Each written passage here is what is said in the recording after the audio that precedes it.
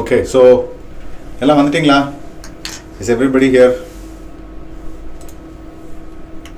கீர்த்தி அதிலே chat open பண்ணிட்டுருங்க.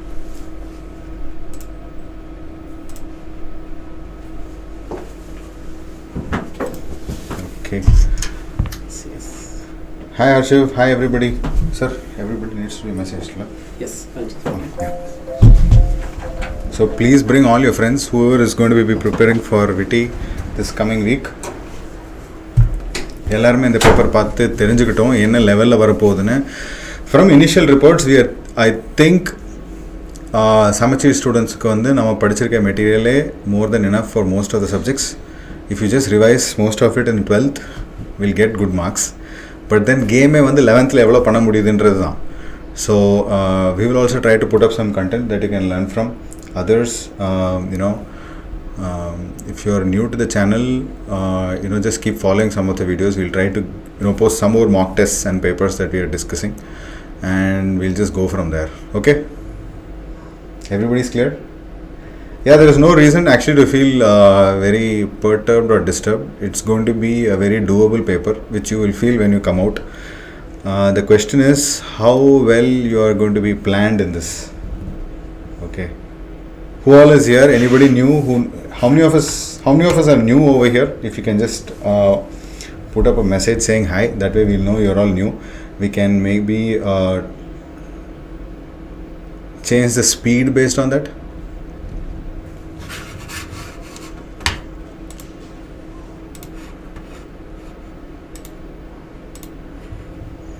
Hi Benita. Time management, yes, of course, time management is a problem. Only people who have practiced are going to do well in the world. If you have not practiced enough problems, then time management is a big problem.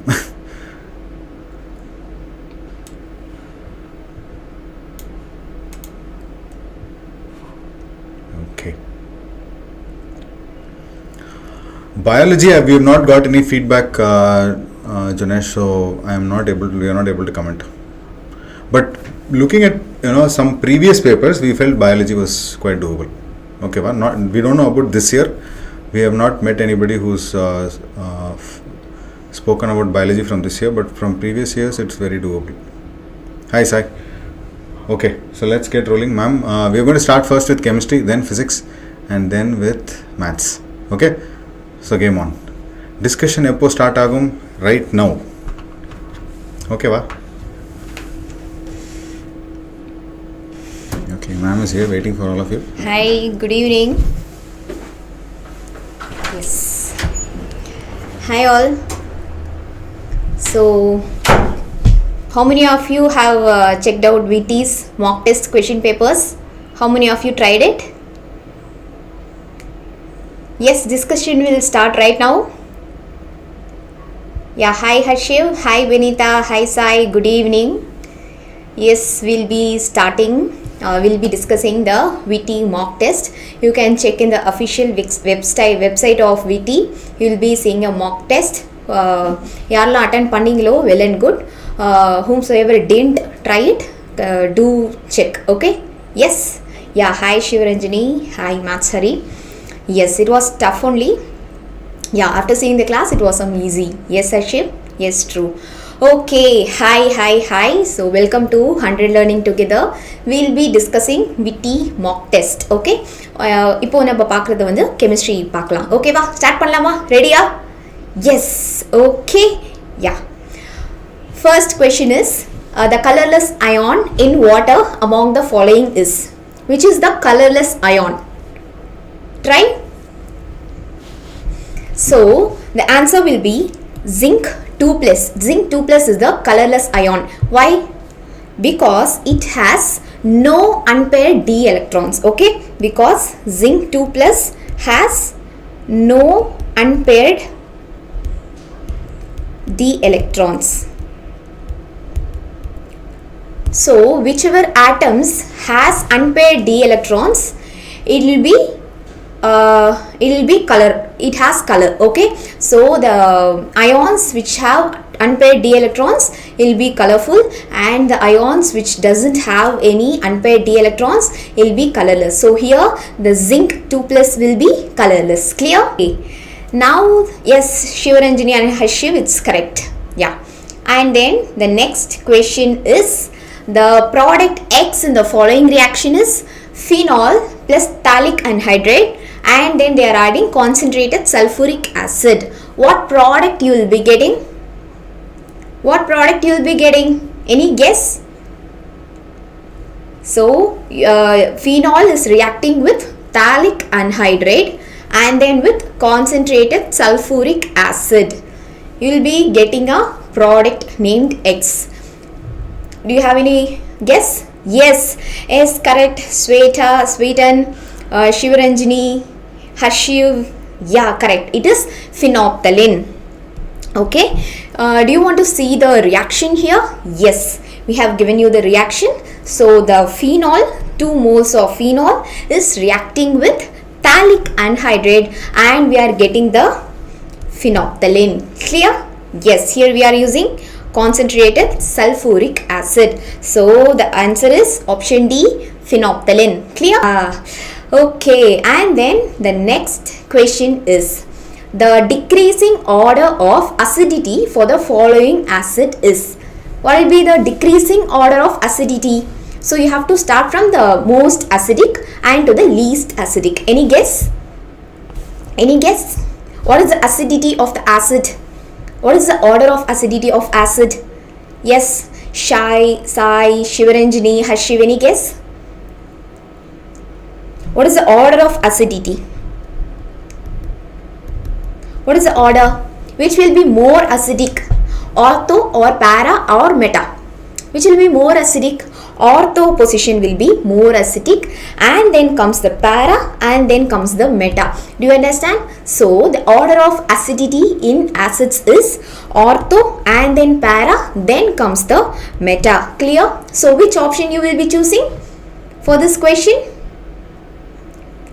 Which option you will be choosing for this question? Yes, I gave you the trick here, right? Ortho, para and then meta. So the answer will be D. Okay, ortho nitrobenzoic acid and then comes the para nitrobenzoic acid, and then the least acidic is meta nitrobenzoic acid. Clear? So here you need to keep in what you need to keep in mind is the ortho will be more acidic in acid, and then comes the para, and the least acidic is meta acidic. Okay, yes. And then when ice melts at constant pressure, what will be the effect on temperature during the phase change? Any guess? So when ice melts at constant pressure, what will be the effect on temperature? Will the temperature increase or decrease or remains constant in the phase change? Yes, the temperature remains constant. Okay, so when ice melts at constant pressure, when the pressure is constant, the effect of temperature in the phase change will be, so the temperature will also remains constant. Clear? Yes, Shiv, Shivaranjani, Sai, that's correct answer. And then coming to the next question, it is, among the following phase changes, the endothermic changes are. Which one will come under endothermic changes? So tell me, what is endothermic? What is endothermic? And what is exothermic? Any system which absorbs heat is called as, which absorbs heat or energy is called as endothermic, and any system or reaction which exerts heat or energy, which gives out heat or energy, is called as exothermic. So what happens in melting, vaporization, sublimation, condensation, deposition and freezing? What will be the answer? See, take melting. In melting, what happens? The ice melts into water, right? So if you take ice, melts into water. So the ice absorbs the heat from the surrounding and then only melts. So it is also endothermic. Okay. And then take vaporization. In vaporization also absorption of heat happens. Okay. Clear? And then take sublimation. What is sublimation? Any guess? What is sublimation? Yes, Ashif. What is sublimation? When you convert solid to directly gas, we call it as sublimation. Okay. There also the heat will be absorbed. Okay. So the answer is C. 1, 2 and 3. So melting, vaporization and sublimation are endothermic, and the rest like condensation, deposition and freezing will come under exothermic. Clear? Yes. Can we move to the next question? Yeah. Which one of the following defect in the crystals lowers its density? So tell me, which of the following defect in crystal will lowers its density? Is it interstitial defect or Frenkel defect or Schottky defect or F-center defect? Yes, everybody is answering Schottky defect. Why? What happens in Schottky defect?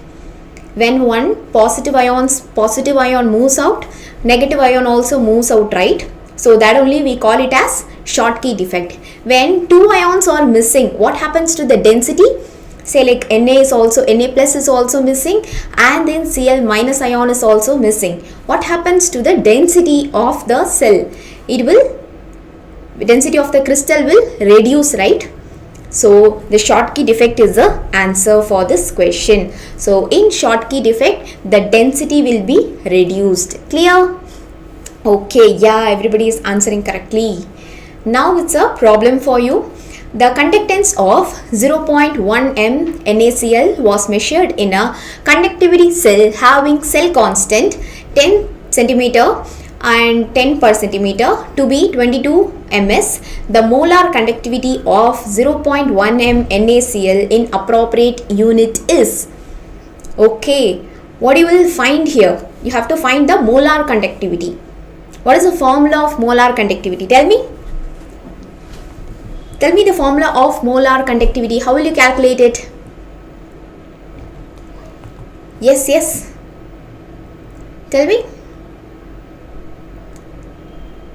Can I give you the formula of the molar conductivity? So the formula of molar conductivity is specific conductance by molar concentration. Okay. Specific conductance divided by molar concentration. Okay, now I have given you the formula and you will try. Okay, so just divide specific conductance divided by molar concentration. How will you do it?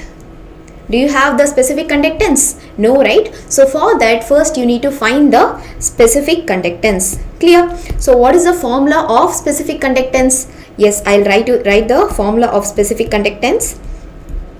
Specific conductance is conductance into cell constant. Okay, conductance into cell constant. Okay, now will you be able to do it? Yes, it is a direct substitution. Will you be able to do it? Can you try? Yes. Okay, I'll do it for you. You can follow. And for first we need to find the specific conductance. Then only we can find the molar conductivity. Clear? So how will we calculate the specific conductance? We'll multiply the conductance into cell constant. Clear? So here the conductance they have given as 22 ms and then the cell constant is 10 per centimeter. Clear? And then what you will get? 220 ms per centimeter. Clear? Do you understand? And then now we can substitute this specific conductance in molar conductivity, right? To find the molar conductivity. So now I am substituting molar conductivity equal to specific conductance by molar concentration. Clear? Okay. So what is the specific conductance? It is 220 ms per centimeter, and then the molar concentration they have given as 0.1 m. Clear? If you solve this, you will get it 2200 ms per centimeter. Clear? Yes. So the answer will be D. Do you understand? First we found out what is specific conductance, and then we applied in the formula of molar conductivity, and thus we got the answer with unit. Clear? Yes. Are you able to follow it up? Okay. Can we move? Okay, now you will tell me which one of the following statement is not correct. So see the question clearly, they have asked which one of the following is not correct. Okay, yes. So the option A is Rydberg constant and wave number have same unit. What is the unit of Rydberg constant and what is the unit of wave number? Are they same? Are they same? Tell me. What is the unit? So the constant the unit of Rydberg constant is also per meter and the unit of wave number is also per meter. So they are same, right? So it is a correct statement. Okay, and then coming to the next option, the radius of first Bohr orbit of hydrogen atom is 2.116 into 10 to the power minus 8 centimeter. Is it correct or not? Option B, is it correct or not? So what is the radius of first Bohr orbit of hydrogen atom? What is the radius? What is the radius of the first orbit of Bohr hydrogen atom? Tell me. Yes, yes, yes. Yes, it is correct. Who have answered that? I think you have answered and then deleted. Okay. 0.53 into 10 to the power minus 8 centimeter is the radius. So what is this value? They have, okay. So the velocity of the first Bohr atom of hydrogen is the 2.188 into 10 to the power minus 8 centimeter per second. Clear? So the velocity will be 2.188 and the radius will be 0.58. Okay, so the second option B is wrong. Now we'll analyze the option C. What they have given? They have given that the angular momentum of the electron in the ground state hydrogen atom is equal to h by 2 pi. Is it correct? Yes, we read it, right? So the angular momentum of the electron in the ground state hydrogen atom will be equal to h by 2 pi. It is a correct statement. And then D, the Lyman series of hydrogen spectrum occurs in ultraviolet region. Is it correct?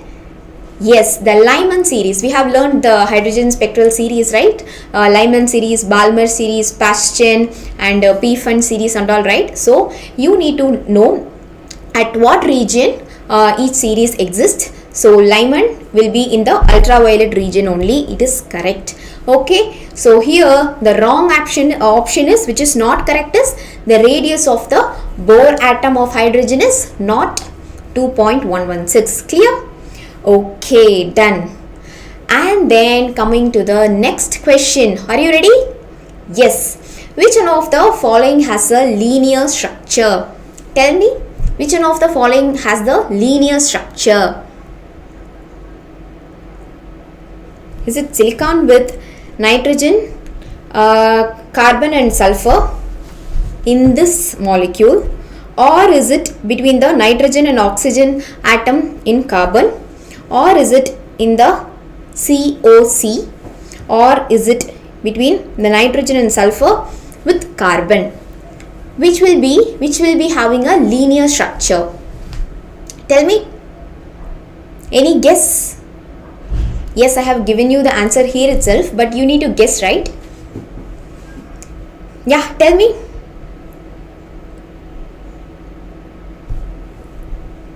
Yes, the answer is A. Why A? Why is it linear structure? How the linear bonding is happening here? There will be D pi and P pi back bonding. Clear? There will be D pi and P pi back bonding. Clear? What is the structure of the rest of the molecules they have given? For the option B, C, D, what will be the structure of those options? Yes. So they come under bend structure. Okay. They are all bend structure. Okay. Yes. And then the 12th question we will be seeing that the 2-cyclic hemiacetal of glucose differ only in the configuration of the hydroxyl group at. What is the two hemiacetal glucose structure. One is alpha and then beta, alpha D glucose and then beta D glucose. The OH bond, in which carbon position the OH bond will differ? In which carbon position the OH bond will differ? In the first carbon. So C1 carbon. Clear? And then the most common reactions of carboxylic acid or their derivatives involve.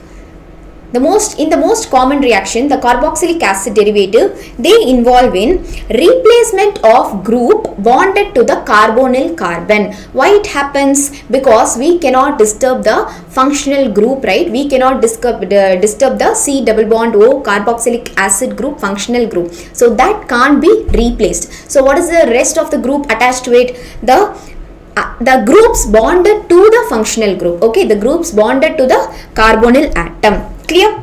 Yes. So the replacement of oxygen group cannot happen, but the replacement of group attached to the carbonyl group can happen. So that is the most common reaction happening with carboxylic acid.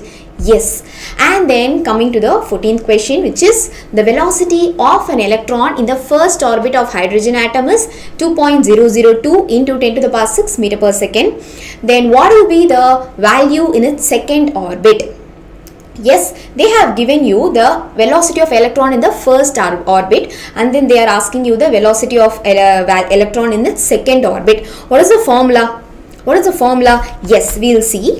So the electron in the velocity formula is Vn equal to 2.19 into 10 to the power 6 into Z by N. Okay, so in V, when n is equal to 1, when it is in the first orbit, we will write it as 2.19 into 10 to the power 6. The atomic number will be 1 for hydrogen, and then in the denominator you will write 1. Okay, so here for the second orbit we are writing the same formula, 2.19 into 10 to the power 6, the atomic number will be same, and then in the denominator what you will be writing? We will be writing it as 2 because it is in the second orbit. So here when the answer is 2.002 into 10 to the power 6, okay, so what will be the, what will be the value of V2? Here the same value is divided by 1. Here the same value is divided by 2. So you have to divide this answer by 2. You will be getting 1.002 into 10 to the power 6. Clear? So the answer is option C. Clear? Okay. And then which of the following compounds gives yellow precipitate with iodine and alkali? Okay, the answer will be acetophenone. Okay, so the reaction is, I'll write the reaction, C6H5COCH3 is oxidized by NaOH. Clear? And then we are adding iodine. What we'll get? We'll get iodoform. Okay, we'll get iodoform, which is CH3I. So the iodoform is responsible for the yellow precipitate. Okay, the iodoform formation is responsible for the yellow precipitate, and then we'll get C6H5COONA. Clear? Yes. So here the iodoform is responsible for the yellow precipitate. If we use acetophenone with NaOH, it will get reduced, and then we'll get the iodoform. Clear?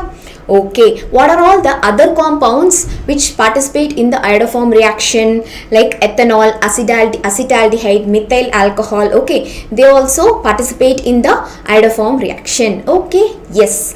And then the next question is, among TiF6 2 minus, MnO4 minus, NaCl4 2 minus, COF6 3 minus, and then a complex, you need to find a pair of colorless species. How will you find the pair of colorless species? Yes, they have given the answer. Yes, it is TiF6 2 minus and then MnO4 minus. How you will find it? Because in TiF6 2 minus and then in MnO4 minus, in both of these complexes, okay, no d electrons, okay, no d electrons are there. So when no d electrons are there, the compounds will be colorless.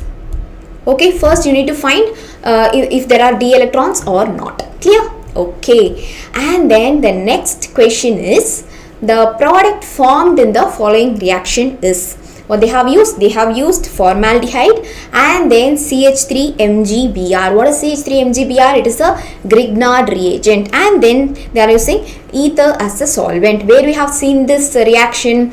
We have seen this reaction in preparation of alcohol, right? So what alcohol we'll get if we use formaldehyde? If we use formaldehyde, we'll get a primary alcohol. Okay, so the answer is option A. Clear? Okay, to get secondary alcohol, what we have to use? We have to use acetaldehyde. Wait a minute. Yes, we have to use acetaldehyde. Okay, to get tertiary alcohol, to prepare a tertiary alcohol, what we'll use? We'll use acetone. So here what you need to know is, when you use formaldehyde with Grignard reagent and ether as a solvent, you will be getting primary alcohol. The same with when you use acetaldehyde, you will get secondary alcohol. When you use acetone, you will get tertiary alcohol. Yes, correct. And then next question is, Kohlrausch law assumes that. What is Kohlrausch law? We know that Kohlrausch law is equivalent conductivity, which will be in infinite dilution, right? Infinite dilution. So here the answer will be low concentration. The ions in electrolyte move independently at low concentration. Clear? Yes. And then here you need to find the chiral compound. What is a chiral compound? When a carbon is attached with 4 different groups, that only we call it as chiral or asymmetric. Okay, here when you see, it is symmetric, right? So it is not a chiral. Here also when you see, it is symmetric because 2 O groups are there. And here when you see, imagine this is the chiral carbon. Here it is attached with 1 group. Okay, here with CH3 and then with H. Here when you see, it is with CH2, and then here when you see, C with CH3 twice. Okay, so the carbon is attached with 4 different groups. So this carbon is called as asymmetric carbon or chiral carbon. So the answer is option A, which is 3. Do you understand how to find the chiral compound? So the carbon where it is attached with 4 different atoms or molecules is, we call it as chiral or asymmetric. Clear? Yes. And then the next question is, the unit of rate constant depends upon. The unit of rate constant, we all know that it depends upon temperature of, it depends upon order of the reaction. We know that the rate constant varies with the order of the reaction. Imagine for first, what is the rate constant for first order reaction, 0 order reaction, first order reaction and second order reaction? The rate constant for 0 order reaction will be mole per liter per second, and then for first order reaction it is per second, and then the rate constant for second order reaction will be per mole liter per second. So the rate constant will change when the order of the reaction changes. Clear? Yes. No, it's not a recorded video, it's a live video. Okay? Yes. The enzyme that catalyzes the conversion of glucose to ethanol. So here you are converting glucose to ethanol. What enzyme you will use? You are using an enzyme named zymase. Okay, you are using enzyme zymase. So zymase only converts glucose to ethanol. Then tell me, what is maltase? What is maltase? Maltase, yes, I'll write it. Maltase will convert maltose. Okay, maltase will convert maltase into glucose. Okay, so maltose is a disaccharide. Okay, glucose is a monosaccharide. So 2 molecules of glucose you will get when you convert maltose. What is the enzyme you use here? It is maltase. And let us come to invertase. How will you use the enzyme invertase here? What enzyme invertase will do here? So sucrose, the disaccharide sucrose will be converted to monosaccharide glucose and fructose. Okay, glucose and fructose. What is the enzyme you use here? It is invertase. Okay, zymase is used to convert glucose to ethanol. Okay, diastase. For what conversion you will use diastase? Tell me. So starch is there, right? You know starch, right? So to convert starch to maltose. To convert starch to maltose, we use diastase. So here the answer is option C, which is zymase, which is used to convert glucose to ethanol. Okay, clear? Yes. So here what happens is, you know, you have, I hope you have did this on science experiments and all.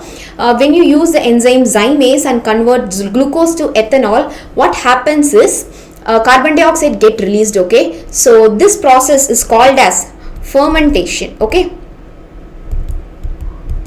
so when you use the zymase enzyme in the conversion of glucose to ethanol, you will be getting ethanol and then carbon dioxide. Okay, you will be getting ethanol and then carbon dioxide. This reaction is called as fermentation. Clear? Okay. Yes. Okay, and then the next question is, in the incorrect statement for the hexaamine chromium 3 ion is, what is the incorrect statement here?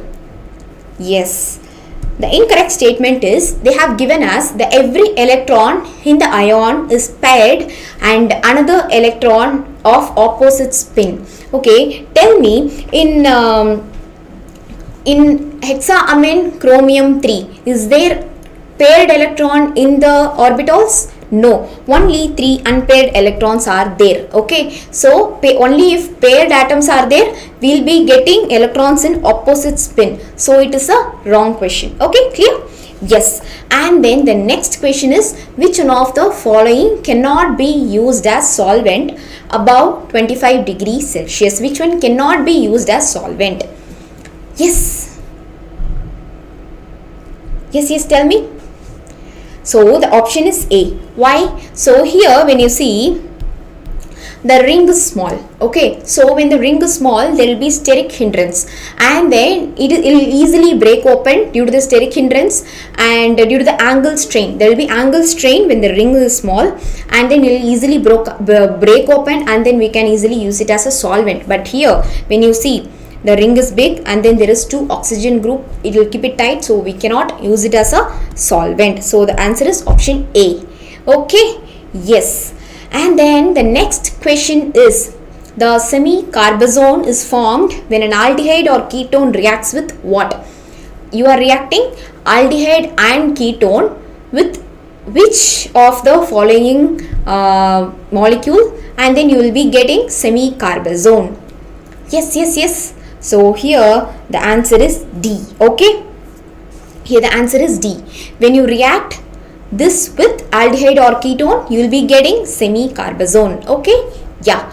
And then identify X in the following reaction.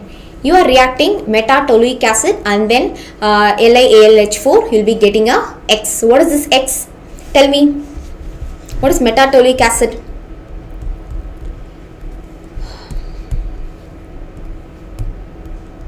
Yes. What is metatoluic acid? You will be having CH3 and then here acid. Okay, meta position, and then you are reacting with LiAlH4. You will be getting metaxylene. What is metaxylene? What is metaxylene? Here you will be getting CH3 and then here also CH3. Clear? Yes, toluene in meta position. It's correct. Yes. And you will be getting, this is metaxylene. Okay, yeah. Arrange the following amine in the order of their increasing basicity. Okay, what is the basicity order for amine? Yes, how will you find the order of the basicity of amine? First, what you will take? So I will give you the order of the basicity of amine. Okay, so first secondary ethyl amine will come, and then tertiary ethyl amine will come. Okay, and then comes the primary ethyl amine. Okay, and then comes the ammonia, and then comes the aniline. Okay, so this is the order of increasing basicity. Clear? So what is the answer here? The answer is option D. So first we will be getting aniline and then the 3 ammonia and then we will be getting ethylamine and then diethylamine. Clear? Yes, everybody is answering correctly. Okay? Yeah. So we have to identify here the correct statement. Malic acid form anhydride at 150 degrees Celsius. Both malic acid and fumaric acid form anhydride at 150 degrees Celsius. And fumaric acid forms anhydride at 150 degrees Celsius. And neither malic acid nor fumaric acid will form anhydride at 150 degrees Celsius. So here what you need to understand is both malic acid and fumaric acid can form their anhydride, malic anhydride and fumaric anhydride at 150 degrees Celsius. So the answer will be B. Here I have given you the reaction. So this is happening at 150 degrees Celsius. You can see malic is also forming malic anhydride and fumaric acid will also form fumaric anhydride. Clear? So the temperature you use here is just 150 degrees Celsius. Even at 150 degrees Celsius, the both malic acid and fumaric acid can form its anhydride. Clear? Yes. And then in the following reaction you need to identify X. What they are using here, they are using CH3MgBr. What is it? It is a Grignard reagent. With Grignard reagent, when you use what? You will be getting 2-methyl propanone. So here when you use propanone, you will get 2-methyl propanone. Can we try this reaction? Yes. CH3MgBr and then we are using propanone. CH3 C double bond O and then CH3 and then you will be getting 2-methyl propanone. What is it? CH3OH and then CH3. What is this? This is 2-methyl propan 2-ol. Okay, clear? So when you use a Grignard reagent with propanone, you will be getting the 2-methyl propanol, 2-methyl propan 2-ol. Clear? Yes. And then the next problem for you is 1 mole of an ideal diatomic gas at 300 Kelvin having 1 atmospheric pressure is first heated to 400 Kelvin at 1 atmospheric pressure and then expanded reversibly to 0.5 atmospheric pressure at 400 Kelvin. The total work done on the gas in terms of universal gas constant R is. Okay. So how will you find this? I'll give you the formula to find out the work done. So the work done is nR del T plus nRT ln delta P. Okay, so this is the formula. All you need to do is just substitute. Okay, all you need to do is just substitute. So to find out the work done, what we'll do, what is the value of N here? It is 1. Okay, it is 1 and then into R. We have to keep the R constant itself. So the gas constant R, they have kept it as R itself because in the option also you can see R is the same only. Okay, for delta T, what you will do, you will reduce the temperature, like 400 is the final temperature and then first they are heating at 300 Kelvin. So you will write it as 400 minus 300. Okay, the change in temperature plus what is the value of N here? 1 and then R will be R and then what is the temperature we'll use here? It is 400. See here the pressure is expanded and then it will be 400 and then ln P. Delta P, what will be the value of delta P? See here it is 1 atmospheric pressure and here it is 0.5 atmospheric pressure. So it is 1 by 0.5. Clear? So if you solve this, you will get the answer. So yeah, we'll do it now. So 1 into R, which is R, and then 400 minus 300, you will write it as 100 plus R 400. What is ln 1 by, what is 1 by 0.5? You will write it as 2, right? So ln 2. Okay.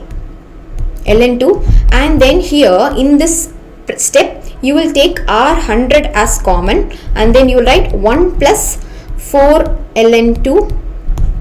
Okay, so this is the answer, R100 1 plus 4 ln2, which is option C. Do you understand? Yes, you need to know the formula and then what you have to do is just substitute. It's a very simple problem. Clear? Okay. So the next question is, which one of the following set of quantum number represent the highest energy level in an atom?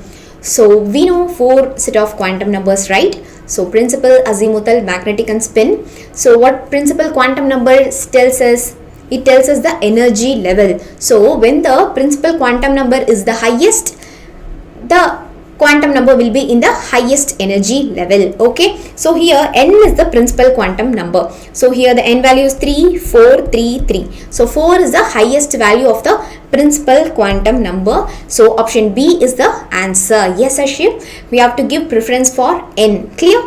Okay, and then the next question is the qualitative test for detecting iron Fe3 plus ion in a solution is what? Qualitative test you will use to detect iron 3 plus. You will be using formation of red color complex by the addition of thiocyanate ion. Okay, so when you add thiocyanate ion to the Fe3 plus complex, you will be getting a red color complex. Clear? Okay, so the next question is the electric charge required to oxidize 1 mole of water to oxygen is. Okay, right? So how much electric charge is required to oxidize 1 mole of water to oxygen? So I'll write the reaction. So water is giving us 2 hydrogen plus half O2 and then 2 electrons. Okay, yes, and then what is the value of charge is equal to 2F. So what you have to do is just substitute. The value of F is 96,500. So you will be getting the answer as 193000 coulomb. Okay, which is option B. Okay, yes, do you understand? All you need to know is the formula. Yes. How it comes, ma'am? Which previous one? Yes, it is a qualitative test. Okay, qualitative test you need to understand. When you add thiocyanate to the iron ion, you will be getting a red precipitate. Okay, you must have learnt in 11th what is it, qualitative analysis. Okay, yeah. And then the ionic solution, the ionic solid among the following is, which is the ionic solid among the following? So ammonium chloride is the ionic solid, NH4Cl. Okay, yes. And then the next question is the number of possible resonance structure for the product X. So first you need to write what is the product X, then only you will know how many resonance structures it have. Yes, we'll write the product. What will happen here?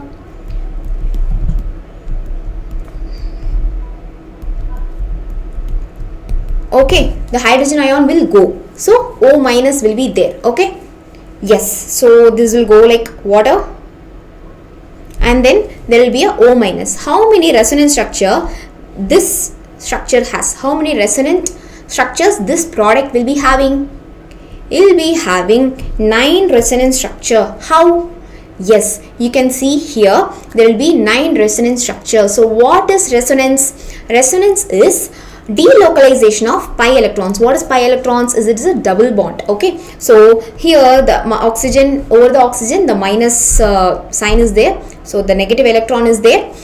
When it goes here, the double bond will go here. So like that, 9 resonance structure you will be getting it. Okay, yes. And which type of isomerism is shown by 2,3-dichlorobutane? So whenever you are given to find the isomerism of some structure, what we will be doing is you need to first write the structure. Okay, first we will write the 2,3-dichlorobutane. Okay, so carbon will be there, and then here CH3 and CH3. Okay, clear. And in second position and in third position chlorine is there. Okay, Cl, and then here H is there. Okay, so see the first option. What is the condition for the optical isomerism? The condition for the optical isomerism is it should have chiral carbon. So is there chiral or asymmetric carbon here? Yes, there are 2 chiral carbons here. One is this one and then this carbon. The second carbon and the third carbon has a chiral center. So here it is bonded with hydrogen in one side and CH3 with other side, and then here with Cl and here with C carbon. Okay, so we call it as a chiral center. So 2 chiral centers are there, so optical isomerism is possible. Okay, So geometrical isomerism is not possible because double bond is not there. So cis trans we cannot expect, and functional isomerism cannot happen because no functional groups are there. What is functional isomerism? There will be a change in the functional group, that also we cannot expect. So the answer will be optical isomerism. Clear? Yes. Yes, NH4Cl only will come for the ionic solid. Yes. Any other doubt? Okay, do you have any doubt? Okay, so prepare well. Everybody try to attend the mock test, so you'll be getting an idea like how the questions are coming and how you need to prepare yourself. So be prepared. Okay, yes. And you will be seeing physics mock test discussion now. Physics sir will be discussing you the mock test. Okay, yes.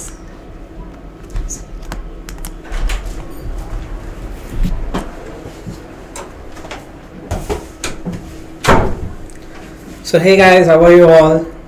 It's a long time since I saw you all, right? So let us start our physics session. Okay, let me just arrange everything within a minute, right?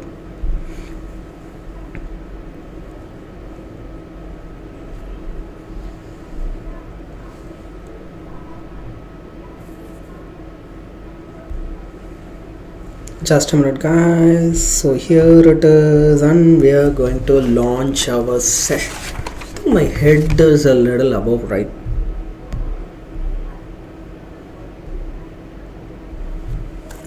Okay, so just a second, I will just make this place comfortable for me. Okay. So love to code official, when will we have mock test? Well, after this session. Okay, this session will end in the next 1 to 1.5 hours, and once it is completed you will be having your mock test. Okay, so now let us start discussing questions for physics also, and we don't want to waste any time since most of you are having exams starting from today. And if someone of you actually have written the exam now, please do share about it. Okay. When will you have good evening. Yes. Okay, so let us start with the first question. If you have any doubts now, of course you know the rules, right? You can throw it up in the comments, right? So the first question, what is the ratio of time period of electrons in the ground and first excited state of hydrogen atom? They are asking the ratio question. See, I have said you a lot of times, okay, whenever they ask you to find the ratio, you just go for the proportionality. What do we know? Well, time period is directly proportional to the n value, that is the nth orbit, okay, the principal quantum number. So here they are asking about what the ground and the first excited state. The ground state, okay, for ground state n is equal to 1, whereas, okay, for the first excited state, it is what? Well, for it n's value is 2. That's it.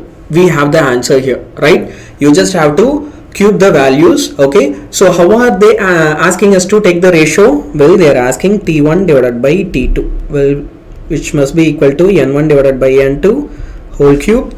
So okay, in place of n, what do we have to do? We have to substitute 1. In place of n2 we have to substitute 2 and whole cube. So the answer is going to be 1 divided by 8, and that's it. Bingo, we got the answer. So which of the option is matching here? Well, option A is matching here superbly. Okay, so remember this, whenever they ask you the ratio, okay, you just go for the proportionality. And what do you know? Well, the time period T, it is directly proportional to, yes, n cube, right? So everyone has got the answer, right? We can move on to the next sum, right? You're all ready? Okay, you're all packed, right? So now the next question. If the intermolecular forces vanish away, the volume occupied by the molecules contained in 4.5 kg of water at standard temperature and pressure will be. So they have given the molecular weight of water, which is 18 grams, and molar volume as 22.4 liters. Okay, so first what we'll do here is we'll just write down the values that they have given here. Okay, so what is the mass of water that they have given? Mass of water, they have given it as 4.5 kg. Superb. Next, they given the molecular weight of water. They given it as 18 grams. Okay, they given it in grams, so you have to convert it into kilogram. So 18 into 10 power minus 3. So what we'll first do, we'll using this value, we'll find the value for mu. Okay, because what is the formula actually we are going to use here? PV is equal to mu RT. This is the formula we have to use here to solve this question, and in order to solve it, first you have to find the value of mu. And so in order to find the value of mu, I'm going to write the formula, okay, as mass of water divided by molecular weight. So what is the mass of water that they are given in the question? 4.5 divided by what is the molecular weight? 18 into 10 power minus 3. If you divide 4.5, okay, divided by 18, you are going to get 0.25, right? So you will have 0.25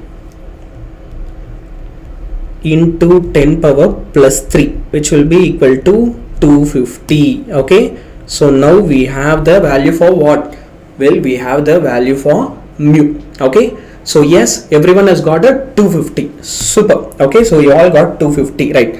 Then okay, we'll see what is the value of temperature that they have given in the question. Okay, you have to look at the value of temperature, right? So for temperature, okay, standard temperature and pressure will be, okay, though, so they are talking about standard temperature, right? Then we are going to take T is equal to 273 Kelvin and the pressure as 10 power 5 Newton per meter square. So why are you taking this value, sir? Okay, for pressure 10 power 5 Newton per meter square, it is the normal atmospheric pressure value, right? It is the normal atmospheric, standard atmospheric pressure. That's why I'm taking 10 power 5 Newton per meter square. Okay, so what is the formula that I said we have to use here? PV is equal to mu RT. And what do we need to find out here? Well, the volume occupied, that's what they are asking in the question. Okay, the volume occupied by the molecules. Okay, even the options you can see that it has meter cube. Actually you don't even need to read the question many times. Okay, if you just look at the option and see what unit they have given here, you can immediately find out what the question is about. So they are actually asking us to find what? Volume. Okay, so if PV is equal to mu RT, then we can say that the volume V is equal to mu RT divided by the pressure P. Okay, so now we have found the values, right? What are the values we have found here? The value of mu is 250 into what is the value of R? Now that's a good question. The value of R is 8.3, that is Rydberg constant. You can just substitute it directly. So just substitute 8.3 into, for temperature 273 divided by sorry, the value of pressure is 10 power 5. Okay, now all we have to do is we have to solve this. So when you solve this, you are going to get an answer. Okay, so before actually dividing it, okay, first go and check the options. Whenever you're actually like solving MCQs, okay, you don't directly need to go and actually solve the sum before finding the answer. First you have to come to the option. One of the option is 4.5, one is 11.2, one is 9.0, and the other is 5.6. Now you know that, okay, you can actually round off the values. Even if you round off the values a little bit, still you can get the right answer. For example, okay, see here is 25 into 8.3 into 273. Okay, so if you multiply 25 by 8, okay, what do you get? You get something around 200, right? Just 25 into 8, that's what I'm speaking. I'm just rounding it off. Okay, so 25 into 8 is something around 200. And if you multiply 273 into 200 or just 2, you know that the answer is going to start with 5, right? That's the logic I'm speaking about. So no matter how hard you calculate, now I can assuredly say that the answer is going to start with 5. And which of the option is starting with 5? Okay, well, 5.6 meter cube. D is the one that is starting it. So even before completing the calculation, you already know which is the answer. Okay, so actually Manideepa, no, this is not today's question paper, this is a model paper. Okay, so the questions that we are going to discuss here, See, in VITEEE EEE, okay, in their official site, they have released a mock test. Okay, so what we have found out is, okay, see, many of these mock tests, the same questions or even the same models actually repeat in the actual exam. For example, see, they will ask a question from the exact model by just changing the values, right? So there is a very good chance that you might get questions like that. And even in today's exam, actually some of the models have repeated from this. Some of the models, that is from atoms and nucleus that we saw earlier, or let it be modern physics. Okay, so these models, there is a very good chance that they might repeat. That's why actually we are discussing them here. Okay, so that's a good thing, right, since we are discussing this. Okay, Manideepa, is it clear for you? Okay, so I think all your questions will be answered here, and if you are having any doubt also, you can actually throw it to me. I will solve it to you. Okay, so, and you do know the answer now, right? You don't need to actually fully calculate it, but just by looking you can say that it is going to start with 5, and so it should be 5.6 meter cube, right? So whenever you need to round off, just round it off, right? So now the electric potential due to an electric dipole of separation 2a, okay, at any point on its equatorial plane is. So this is the clue. They are asking the question in equatorial plane. Okay, when it comes to equatorial plane, the value of theta will be 90 degree, and okay, when you are finding the electric potential formula, you will be writing cos theta in the formula, right? So what happens here? Well, cos 90 degree will be equal to 0, and anything into 0 will completely be 0. So the right option here is what? It is D, right? So again, see, another simple question. All you have to know is you have to know the basic formula. That is, okay, if you know the basic formulas and the terms, important terms in the formulas, and if you learn to pick up the clues, right, you're automatically going to answer it very easily. So just remember this clue. Okay, whenever it is equatorial plane, okay, no matter what the distance it is, okay, if the point is in the equatorial plane, automatically the electric potential is going to be what? It is going to be 0. Okay, so now here are two inductors, okay, L1 and L2. They are connected together in a series combination. Okay, and if mutual induction M is taken into account, then the total inductance is, okay, so now they are asking us to find the total inductance. See, it's actually a like direct formula question, so you can just go and answer C.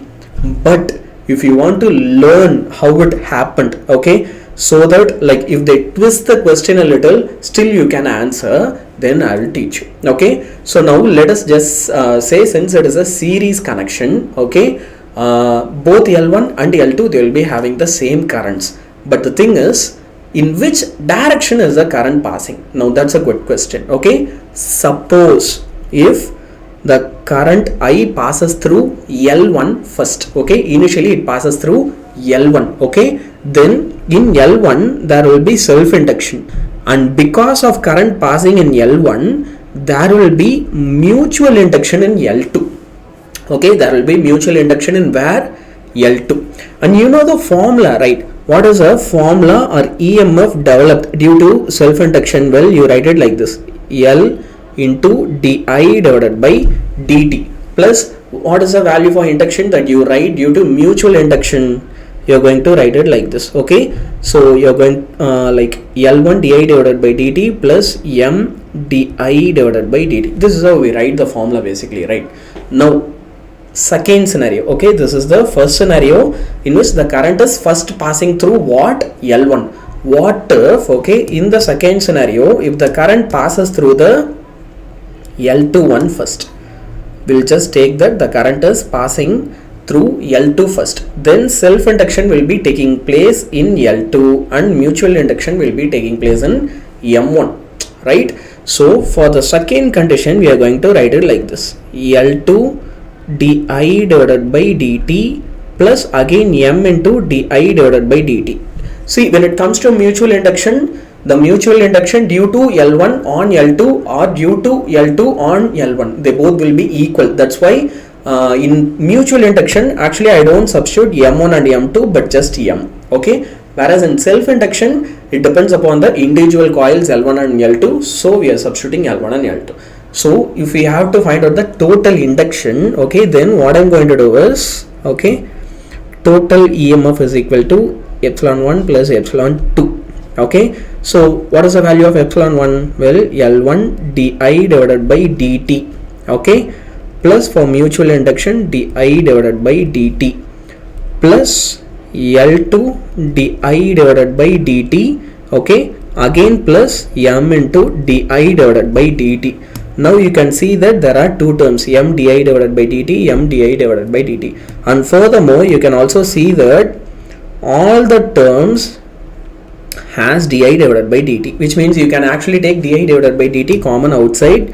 So we'll be having L1 plus L2 plus 2m, and we can take di divided by dt as common. Again for EMF you can substitute L di divided by dt, right? So di divided by dt and di divided by dt, they get cancelled, and finally you will be getting L1 plus L2 plus 2m. You will be getting a relation like this, and this is the final answer. So again you can say that option C is the right one for this scenario.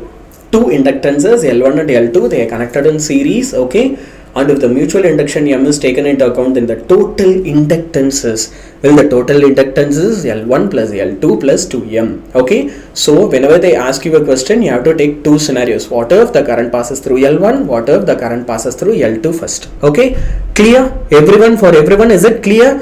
Come on, I want you to be more interactive. Okay, like this comment section or the live chat section is like literally very slow. Okay, so yes, have more interaction. Okay, Hashiv is interacting continuously. Manideepa was asking a very important doubt, and after that she hasn't answered yet. So Manideepa, are you there? And Love to God official, what about you? Okay, and there is Duruvas. Okay, so everyone just keep interacting with me so that I can clear all your doubts, right? So a full wave rectifier is fed with an AC source of frequency 50 Hz, they are saying. Okay, what is the fundamental frequency of the ripple of the output current? So actually they are asking us to find the output current. Okay, that doesn't matter. What the clue here, which is the most important clue, that is it is a full wave rectifier. So what does a full wave rectifier do? Well, technically it has two diodes, which means it will give output during the forward cycle as well as it will give output during the reverse cycle. Both the cycles will be giving results, right? A full wave rectifier. So what it will do is, if you give it an input, it will give the output twice as the input. Okay, so the output should be what? It should be 2 into input. And what is the value of input they have given in the question? Well, it is 50 Hertz. Okay, so 2 into 50 Hertz should be, if my calculations are right, 100 Hertz. Oopsies. Okay, it should be what? 100 Hertz, right? Definitely not 50, 75 or not 25. It is going to be what? 100 Hertz. Yes, everyone has got it? Come on, the answer should be flowing. I shouldn't be asking this question again and again, right? So has everyone understood it? Okay, clear. Super.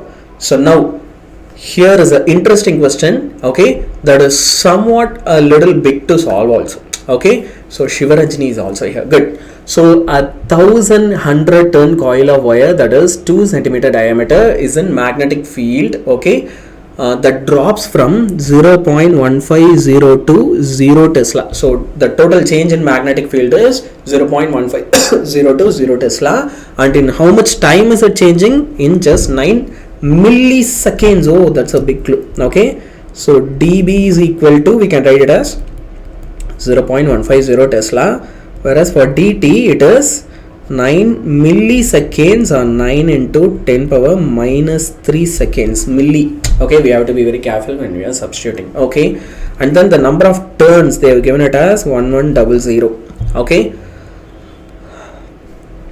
and they have given the diameter. So they have given the diameter as 2 centimeter. If diameter is 2 centimeter, then radius will be equal to what? 1 centimeter, or 1 into 10 power minus 2 meter. Okay, so the axis of the coil is parallel to the field. It is parallel to the field. Maybe it's an important clue. Okay, so what is the EMF induced in the coil? They are asking us to find what? They are asking us to find the EMF induced in the coil. So what formula do I use here? Okay, so when I think of it, when it comes to EMF, the first formula that comes to my mind is minus d phi divided by dt, right? But do I know the value of flux? No, I do not know the value of flux. So what is the formula to find the value of flux? Well, it is NBA. So what I'm going to do is I'm going to substitute the value of flux here. Okay, what I'm going to do, I'm going to substitute the value of flux, okay, in this formula. So EMF is equal to minus d divided by dt NBA. What is the term that is changing with respect to time? Well, the magnetic field is changing with respect to time. So the other terms are constant, right? So now what I'm going to do is I'm going to take the other terms outside. N into area into, okay, minus dB divided by dt. Okay, so now we'll just go in there and substitute the values directly, right? So when it comes to the number of terms, it was 1100. Okay, so minus into 1100 into what is the value of area? Well, here it is a wire, right? So whenever you look at a wire, like if this is a wire, if you look at cross sectionally, it is going to be what? A circle. So when it comes to a circle, it is going to be pi r square. So for pi, I'm going to substitute 3.14 into, in place of r square, 1 into 10 power minus 2 whole square into what is the value of dB? Well, it changes from what? They are saying that it changes from 0.150 to 0. Okay, so you have to do it like this, 0.150, right? Yeah, 0 minus 0.150 divided by the time taken is 9 into 10 power minus 3. Okay, so what will happen now is, here is a minus sign, here is a minus sign, both these minus signs, they will multiply and become plus. Okay, and then all we have to do is we have to solve this. Okay, like to simplify the calculation again, the 0.150, I am going to write it like this, 150 into 10 power minus 3. So by that way I can just cancel 10 power minus 3 and 10 power minus 3. Okay, and then if I cancel 9 and if I cancel it as 50, okay, then all we have to do is we have to come to the final calculation. And before doing the final calculation, let us just check the option once. Or the options are all alike. Okay, there is 8.91 volt, there is 5.76, 57.6 and 7.96. Actually B and C are pretty close. Sir, one is 5.76, other is 57. Sir, how do you say they are close? They kind of look similar, which means like I have to be very careful with the 10 power values when I am doing the sum. Okay, I have to be what? I have to be pretty much very careful. Okay, but otherwise the options are all very different. So what I'm going to do is I'm going to actually round them off. So what I say is I see a 11 here and there is 3.14 here. So if I multiply it now, okay, just say 3.14 is 3. Okay, if I multiply it by 11, it is going to be 33, right? So now what I'm going to do is I'm going to multiply 33 or 3 with respect to 50. Okay, so if I multiply it with 50 now, then it's going to be simply 150 divided by 3. So the value will be around 5. Okay, so the only thing you have to check here is the 10 power value. Now you for damn sure know that the value should be either 5.76 or 57.6. Okay, so let's just check the 10 power values. There is 10 power minus 4 here and then there is 10 power 2 here. So it is 10 power minus 2 and literally that's all. Okay, all you have here is what? 10 power minus 2. So the answer is 57.56. That's the value you are going to get here. So that is the value of EMF and you can cross check it all by yourself once more. Okay, so please do the cross check part, right? And when you're doing the calculations, like I said, always, okay, just make sure, okay, just a sec guys.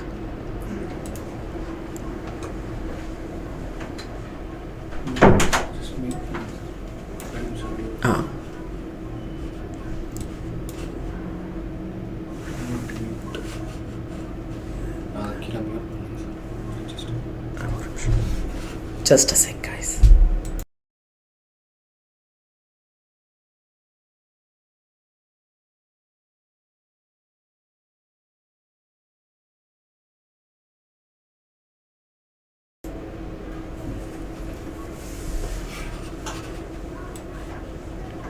Okay guys, now we can continue. Okay, just some very important instructions, okay, for me. So yes, now we will continue, right? So everyone has got this right? Yes. Okay, Harshal, see, fine, super. Actually Vanita has predicted the answer even before. Bravo, very good.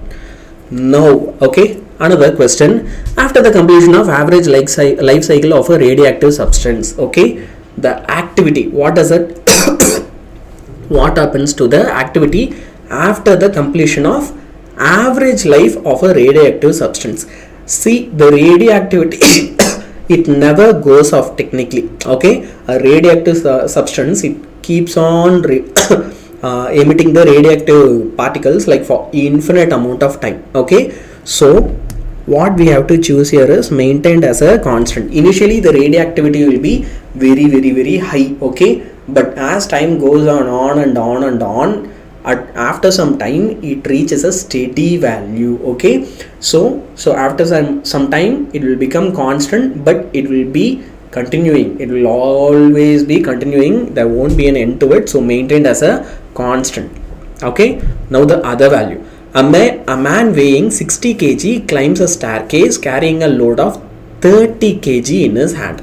The staircase has 30 steps and each step has a height of 20 centimeter. So first we will just take the weight or the value of mass. So there is 60 kg, but he is also carrying what? Another 30 kg in his hand. So 60 plus 30 is the total mass it is actually 90 kg. This is where you have to be very careful when solving this sum, okay.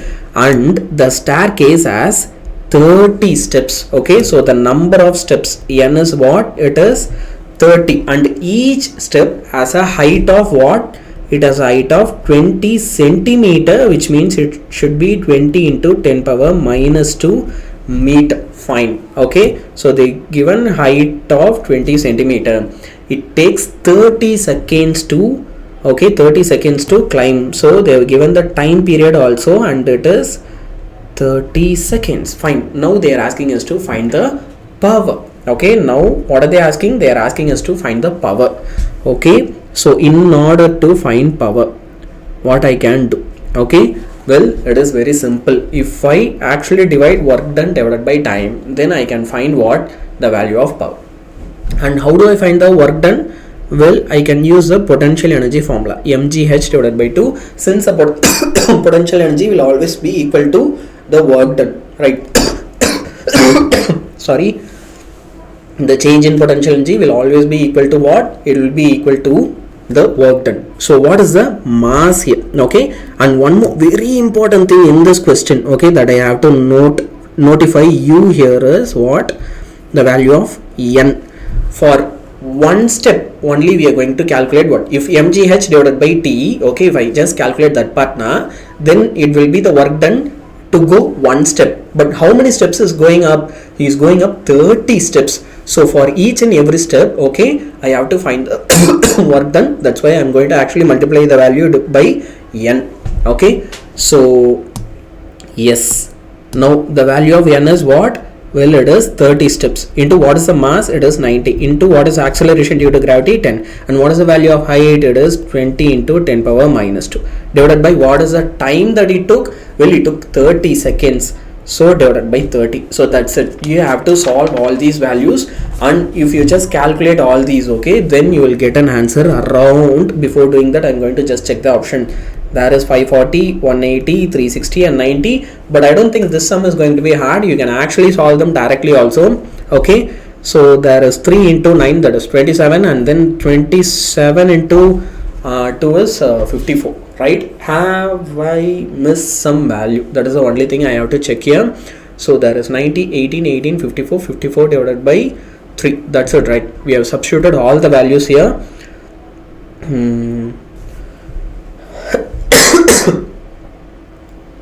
Yes, we have substituted everything. Okay, so we will be getting something around 5400 divided by 30, 0 cancels, so 54, right? So it is going to be 3 times now, it is going to be 18, so the answer will be something around 180. Okay, is there is 180 in the option? Yes, there is 180 in the option. So the answer, the right one here is what? It is B. Okay, so yeah, 30 we can cancel. Yes, if we cancelled it here itself, now the calculation would have been even more simpler. Yes, so we'll be getting 180 directly. So the idea, okay, with these questions is in the actual exam they might just change the values, like for example, because you need to understand the purpose of doing these sums, right? So like instead of 60 kg they might just give it as 50 kg, or instead of like the height as 20 centimeter they will get as 10 centimeter, and instead of the time as 30 seconds they will change it to 10. Okay, literally they will just be changing the values and asking these questions, so you have to be very much prepared on how to solve them so that you can easily solve them when they ask you in the question. Yes, it is very simple, outer code official, that's the point. Okay, it is actually very simple. Okay, so now the next question, a solenoid of 40 centimeter length. Oops, the color has changed. We'll just go with this one. Okay, so there is a solenoid of length 40 centimeter, length has 600 turns. Okay, so its length is 40 centimeter, which should be equal to 40 into 10 power minus 2 meter. Fine, the number of turns here is 600, and its circular section has a diameter of 4 centimeter. So its circular that is the diameter is 4 centimeter, which should be equal to 4 into 10 power minus 2, and its radius should be equal to 2 into 10 power minus 2. Its value is 2 into 10 power minus 2. Okay, so the rate of change of current in the solenoid that will produce a self-inductance of EMF 0.4 volts. They even given the value of EMF, they have given the value of EMF as what? 0.4 volt. Okay, so what are they asking us to find, sir? That is the problem, right? Well, they are asking us to find the rate of change of current. I think I have already said this to you. Okay, whenever you see the word rate, then you have to divide it by time. So they are asking us to find di divided by dt's value, change in current with respect to time's value. Okay, so that's the idea, right? So where do you see this formula? Where have you seen this formula? Okay, now that's where I'm going to help you. You already know that in order to find self-inductance, okay, or even EMF, you can write the formula like this, that is L into di divided by dt. So when it comes to EMF formulas, shouldn't there be a minus sign here? Yes, there should have been a minus sign. Okay, but since we are only finding the magnitude and not the direction, actually we are not putting the minus sign. If the answers have the direction, that is the negative value, then it is okay to consider it. If they don't, okay, if they don't give that value, if it is not in the option, then you don't need to worry about the minus sign. You can just go and solve the sum. Okay, so if you want to find di divided by dt, well, the formula is EMF divided by self-induction L. Okay, but what is the problem here?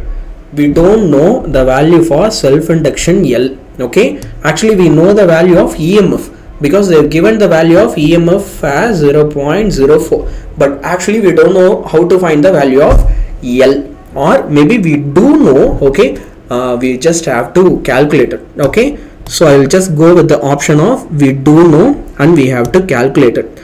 So when it comes to a solenoid, okay, I have given you the formula, right? Mu naught n square A divided by L. This is the formula for you to find the value of self-induction L, right? So here we go, mu naught, okay, n square divided by L. In place of area I am going to substitute pi r square, right? I am going to substitute pi r square. So what I am going to do here is, okay, pi, they have given the diameter in the question, right? So I am going to substitute it a little differently. Okay, so why are you going to substitute the diameter differently? Why don't you just substitute the actual value? That is a very good question you will ask. Okay, because I find that the length is 40 into 10 power minus 2. The EMF is 0.4. See, there are lots of 4 in this calculation. Okay, either it be 40 or 0.4. So if I substitute the value of diameter itself, which is 4 into 10 power minus 2, then the 4 and 4 will cancel. During calculation it will be a little easier for me to do it more quickly. That's the logic. Since the values have lots of 4, I'm going to substitute it as 4 here also. So what I'm going to do is, instead of pi r square, I'm going to substitute it like this: d by 2 whole square. Oh sorry, yeah, I think I was right. D by 2 whole square. I did substitute it right. Okay. So now here L is equal to mu naught n square divided by L. Okay. Pi into d square divided by 4. See, again we are going to get a 4 here also, right? So what we can do is, we can just bring this value and substitute it in place of L. Okay. The whole equation I'm going to substitute it in place of L, and I'm going to see what is going to happen. So di divided by dt is equal to EMF divided by, what is the value of L? Mu naught n square pi d square into L. Okay, the L, that is, it should be written as divided by L. I just brought it directly to the numerator. Okay, I don't want to waste a step there. So I just directly brought it to the numerator, and now what I'm going to do is, I'm going to substitute all the values there. Okay, I'm going to just go and substitute all the values there. So what is the value of EMF that they've given in the question? They've given it as 0.4. What is the value of length? Okay, so the value of length is 40 into 10 power minus 2. You can find it here. So 40 into 10 power minus 2 divided by, okay, what is the value of mu naught? Mu naught is 4 pi into 10 power minus 7 into, what is the value of n, the number of turns? Well, the number of turns is 600. Okay, it is what? It is actually 600. So 600 whole square, since the number of turns is in square, into 3.14.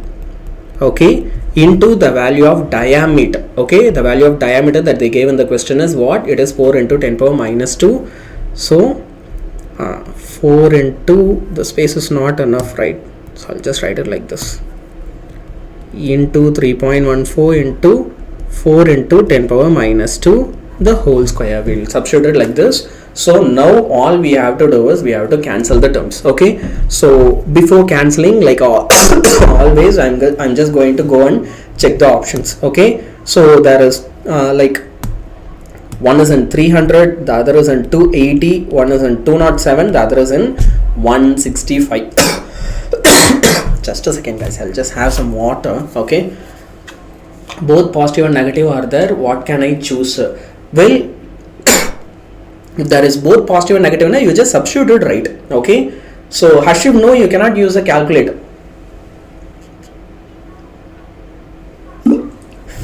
You cannot actually use a calculator.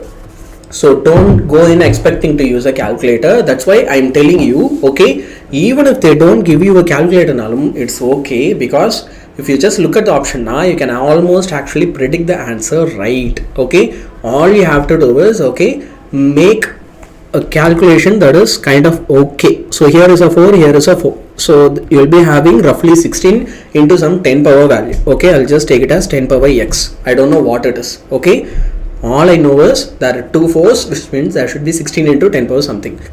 Now you can see here that here is a pi and here is a pi. Okay, so 3.14 into 3.14 is 9.8, which is almost equal to 10. So I'm going to just take it as 10. Okay, so what are the other values that I have here?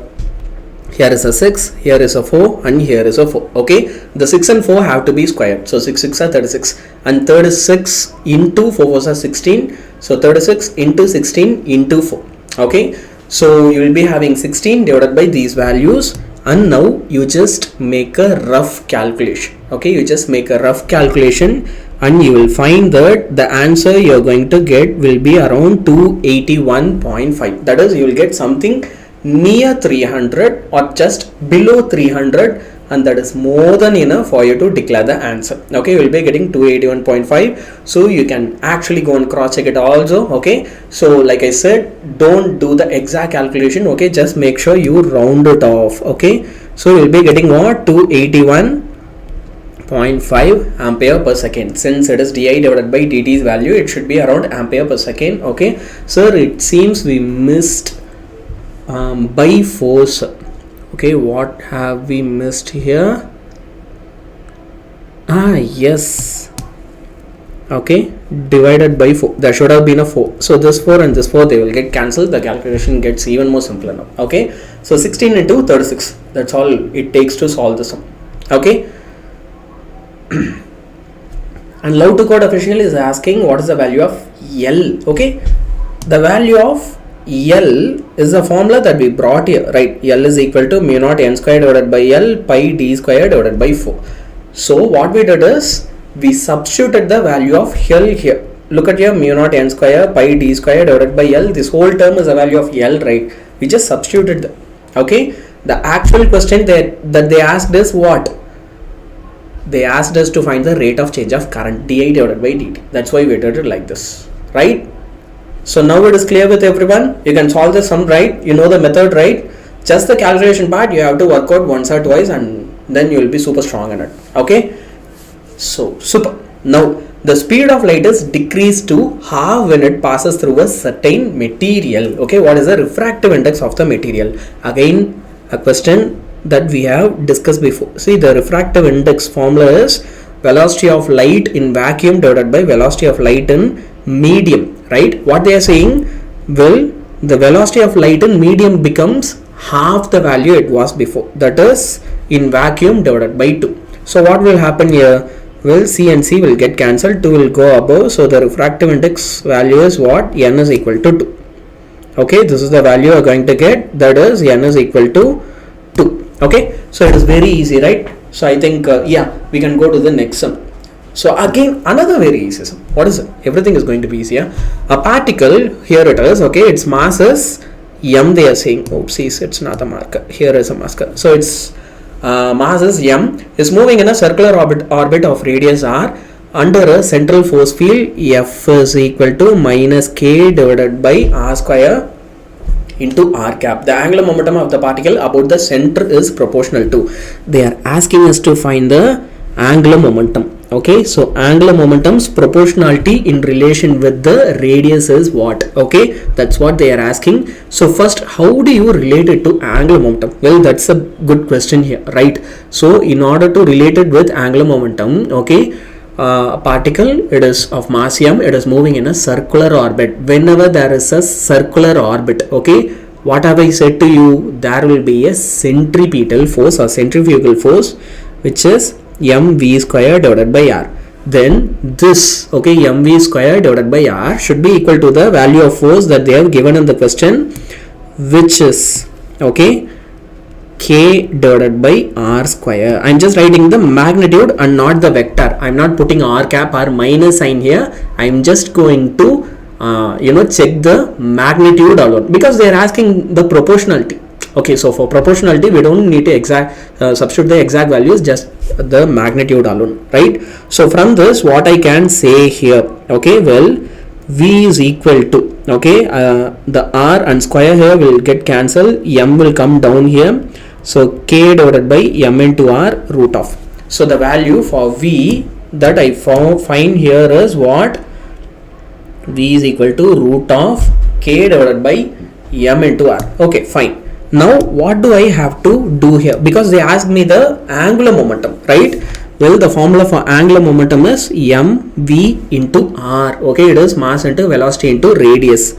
So mass into, in place of velocity, you will substitute k divided by m into r into radius. Now you can see that here is m, here is m, here is r, here is r. So the formula for value of L, okay, it will be equal to root of, okay, m into k into r. So the proportionality between L and r is what? Well, they are directly proportional, but to the root of. L is directly proportional to the root of r, okay, to the root of r. So that's it. So which of the option is matching here? Well, option B. Okay, option B is matching here, so that is the right answer here. Okay, so yes, again a very simple sum. It is going to be very easy. Now we'll move on to the next one. A certain amount of ideal gas maintained at a pressure P and absolute temperature T. The isothermal bulk modulus of the gases. Okay, so here is an ideal gas maintained at a pressure P and absolute temperature what? T. Okay, So in this condition, okay, that is if the pressure and temperature, okay, they are maintained at a particular value for a ideal gas, then the value of bulk modulus will be equal to pressure. Okay, will be equal to what? Pressure. So directly we can just substitute or choose the answer C. Okay, so this is a very direct question. Okay, so a certain amount of ideal gas, okay, is maintained at pressure P and absolute temperature T. So they are technically just asking us the direct formula, and it should be equal to what? Pressure. So that's it. Okay, so now another interesting question. Okay, let's see how we solve it. Okay, so in the below figure there are 5 ohm resistors. So each and every one of the resistances, what it is, 5 ohms. Okay, fine. So here is no resistance. I've been putting it everywhere. Okay, so the equivalent resistance between between A and C is, okay, there is literally no A here, so I'll just create a A here. Let's just say this is A and this is C. Okay, the point here is A, the point here is C. Okay, so now we have to find what? The resistance between these 2 points. So now what I can say is this resistance and this resistance, they are in series. Okay, if they are in series now, then okay, I'll just draw the diagram like this. It becomes smaller. Okay, oops, where did the resistance go? Yeah, and they add together and become a single resistor of value 10 ohm and 5 and 5 and 5. This is C and this is A. We just ignore all the other points. Okay, so this 10 and this 5, now they are in what? Well, they are in parallel. Okay, so if they are in parallel now, then 1 divided by Rp is equal to what? It is going to be 1 divided by 5 plus 1 divided by 10. Now you just need to find the value for this. 1 divided by Rp is equal to 1 divided by 5 plus 1 divided by 10. What will be the value that, or the answer that you are going to get? Well, I'll just solve it on a fresh page for you. Okay, since I'm going to just break this diagram down into mini diagrams, I'll need a fresh page there. So 1 divided by Rp is equal to 1 divided by 5 plus 1 divided by 10. So it is 10 plus 5 divided by 50. So it is going to be 50 divided by 15. That is the value of Rp is equal to. Okay, so if you divide 50, okay, divided by 15, so it is going 45, 3.33. This is the value you will be getting. Okay, so now there is A, here is a resistor, here is a resistor, here is C, and here is a resistor. This is how the connection goes. So this is 3.3, this is 5, and this is 5. This is A and C. Now in the circuit you can see that this and this, they are connected in series. So if they are connected in series, now you can add them directly. So there will be A and C like this, and there will be another resistor in series. So 3.3 plus 5 is 8.33. The other resistance is 5. So how are they connected again? They are connected in parallel. So now resistance in parallel should be equal to what? 8.33 into 5, right? 8.33 into 5 divided by 8.33 plus 5. So what will be the answer? Okay, so if you calculate this right now, then we can finish the sum very easily. Okay, so 8.33 into 5 divided by 8.33 plus 5. Okay, between A and C, yes sir, sure, we have to find it between A and C. That is a question.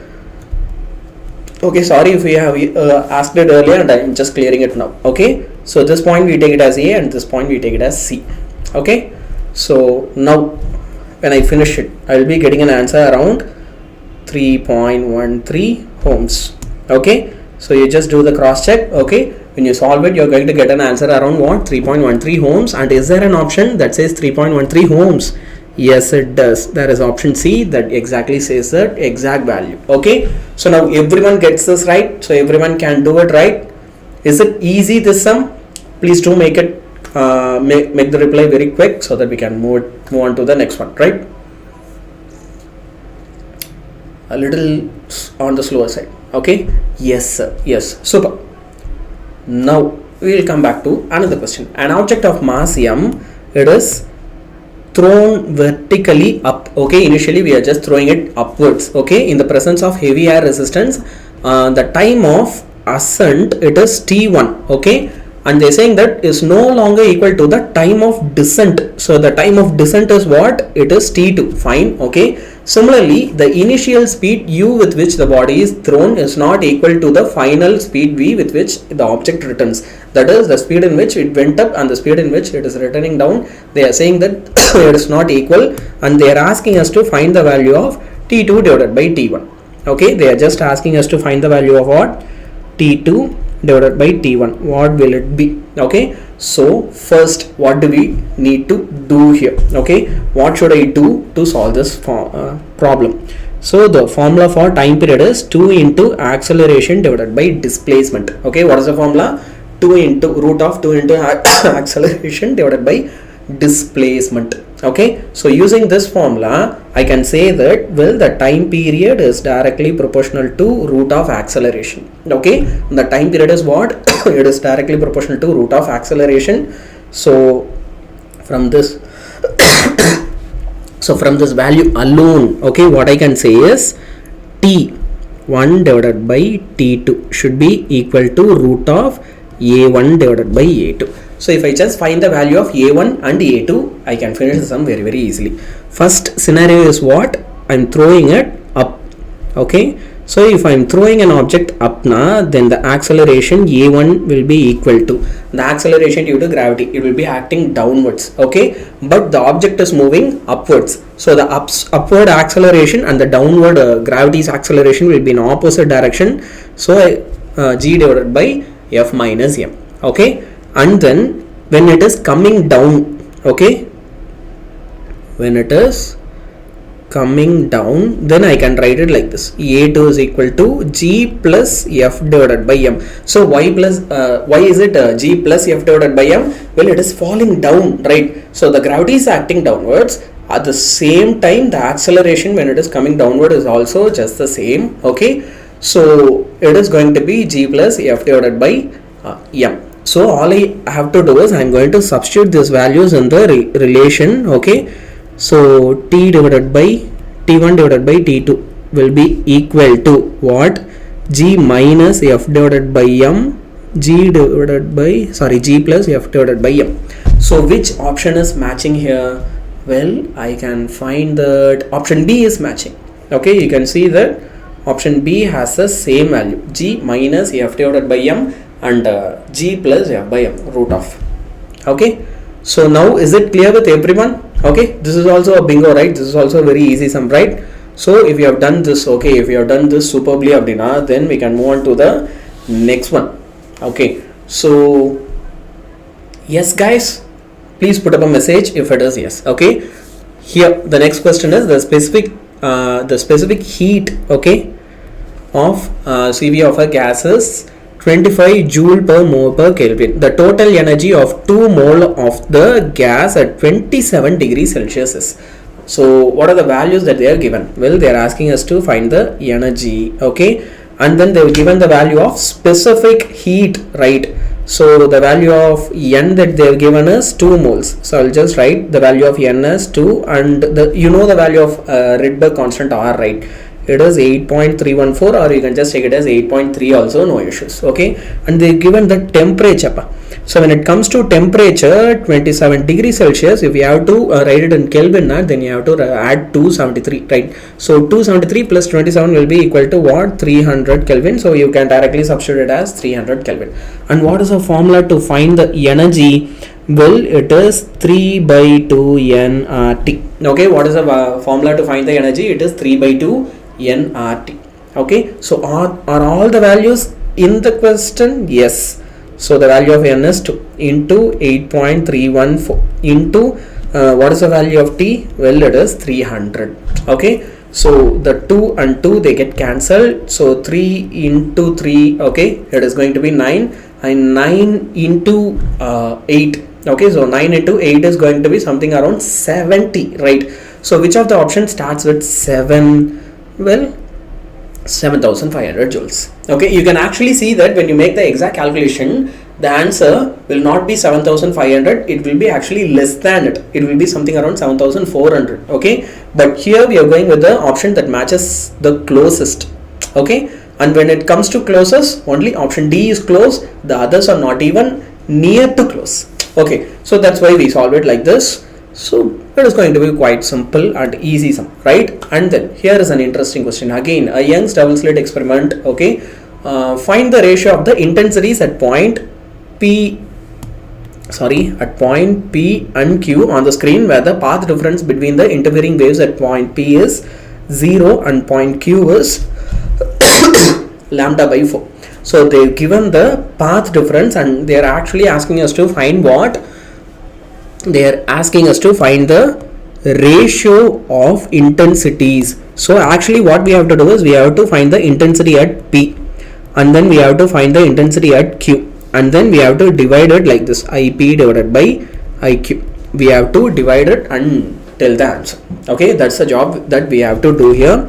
So look at the clues here. Okay, they are saying that the screen where the path difference between the interfering waves at point P is what? 0, and at point P, okay, it is the path difference is lambda by 4. So that is the clue here. Okay, so like when it comes to I'll just write it on a new page itself. Okay, we'll just write the maximum intensity condition. Okay, since they say that the path difference is 0 at P. Okay, and if the path difference is 0 then it should be maximum. Okay, that will be constructive interference, so it should be maximum intensity. So now IP is equal to 4 into I. We are going to just write it as 4 into I. And what is the formula for phase difference? Okay, if I have to find the phase difference now, then 2 pi by lambda. Okay, if I have to find the path difference then del is equal to 2 pi by lambda into phi, right? So what is the value of phi that they have given? They have given it as pi by 4. Where? At Q. Okay, they have given it as what? At Q it is pi by 4. Okay, so 2 pi by lambda into, okay, I'm just going to substitute it as lambda by 4. Okay, so the lambda they get cancelled. Okay, because that's what the value that they have given here, right? Lambda by 4. Okay, so lambda they get cancelled, and 2 and 4 if they get cancelled then the value I will be getting for path difference is what? It will be equal to lambda by 2. Now once I found this value, I can easily solve the question. Okay, that is at Q, okay, the intensity at Q, okay, since there is a path difference of lambda by 4, definitely it is not the maximum condition, right? Then if it is not the maximum condition then I can write 4I cos square the path difference divided by 2. Okay, cos square path difference divided by 2. This is the formula. This is where I have to substitute the values. So 4 into I, okay, cos square. What is the path difference? Well, it is pi by 2 into 2. Okay, so it becomes pi by 4. So 4I cos square pi by 4. So pi by 4 is 45 degree and cos 45 degree is 1 by root 2, and if I square 1 by root 2 it becomes 1 by 2. So 4I into 1 by 2 cancels and it is going to be 2I. Okay, the value of intensity at Q is going to be what? It is going to be 2I. Okay, and Ashiv says this is the first time he is seeing this formula. Well, Ashiv, no, this is not the first time you are seeing. Okay, in wave optics you would have seen the interference formula, right? We are just directly using the interference formula. Okay, so just have a look at it. Okay, you just have a look at the interference formula, right? So now we have found both the values. That is, we have found the value for IP and we have found the value for IQ. Now what we have to do? Well, we have to divide them both. So IP divided by IQ will be equal to what? 4I divided by 2I. So I gets cancelled and you will be getting just 2. Okay, the answer will be what? IP divided by IQ is equal to 2 or 2 divided by 1. So which option is matching? Well, option A. Okay, option A is matching very well, right? So now it is clear with everyone whether for AEEE exam we can refer this questions. Krishna Prakash, yes, you can refer these questions. Okay, see, when it comes to VITEEE or AEEE or SRM whatever the entrance exams, the level of questions they ask in these exams, they are all very similar. Yes, of course, it is going to be very helpful for you. Okay, okay, I thought I recovered from this cough, but no, it is not leaving me. Yeah. So now in a physics laboratory, you are constructing a direct current circuit and you need to get the maximum power for the components you have. So this is a clue. You need what? Maximum power. That's the thing I understood from the first line. Okay, if you have a number of resistors and power sources, what is the preferred configuration to get the maximum power? Okay, so you are having n number of resistors and n number of power sources, that is batteries. Okay, so what is the preferred configuration to get maximum power? So first we will see with the example of say on the like power sources. Okay, so what is the relation between power and voltage? Well, it is directly proportional. Okay, power and voltage are what? They are actually directly proportional, that is P is equal to V square divided by R. I'm just going to go with this formula. Okay, or I can even go with P is equal to V into I. I can say that it is directly proportional, which means, okay, then I should connect the power sources in series. Okay, what should I do? I should connect the power sources in series. Okay, so if I connect it in series now, like if I connect say 4 batteries in series, then the power increases. If I connect one more and make it 5, then the power increases. If I connect one more 6, the power increases. If I decrease one battery, say if I have connected 6 batteries but I change it to 5, now the power decreases since it is directly proportional. So power sources in series, these two are right, whereas C and D are wrong. Automatically I have figured this out now. Okay, so from these two, that is from A and B, I have to figure out which one is exactly right. So when it comes to power, see, power and resistance, they are inversely proportional. Okay, and if they are inversely proportional, then we have to connect the resistance in parallel. Because if the resistance is more, power will be less. But if resistance is less, power will be more. And when will the value of resistance increase or decrease? Okay, we'll just go with decrease. When will the value of resistance decrease? When we connected in series or when we connected in parallel? When we connected in parallel. When we connected in parallel only, the resistance value will decrease. So resistance in parallel. Then I can say that, well, the correct answer is actually option A. That is the right one here. Okay, so is it easily understandable? Can you get the point here of the question? Okay, or is it somewhat confusing? I think you have all understood, right? This is very easy only. So now we'll move on to another one. Okay, another question. So as per Bohr model, the minimum energy in electron volt required to remove an electron from the ground state of doubly ionized Li atom, and its value, Z value, they have already given in the question, that is Z is equal to 3. Okay, so what is the energy? Okay, so energy in the nth orbital, it is minus 13.6 into Z square divided by n square. Okay, it is what? Minus 13.6 into Z square divided by n square. And what is the value of Z here? Well, it is a atomic number. Okay, it is a value of atomic number and it just has one electron, so it is going to be in the first orbit. Okay, the ground state. So here it is, we are going to just make it simple and substitute the value of n as 1. So minus 13.6, okay, not 1.36, 13.6 into the value of Z is 3 square divided by the value of 1 is n.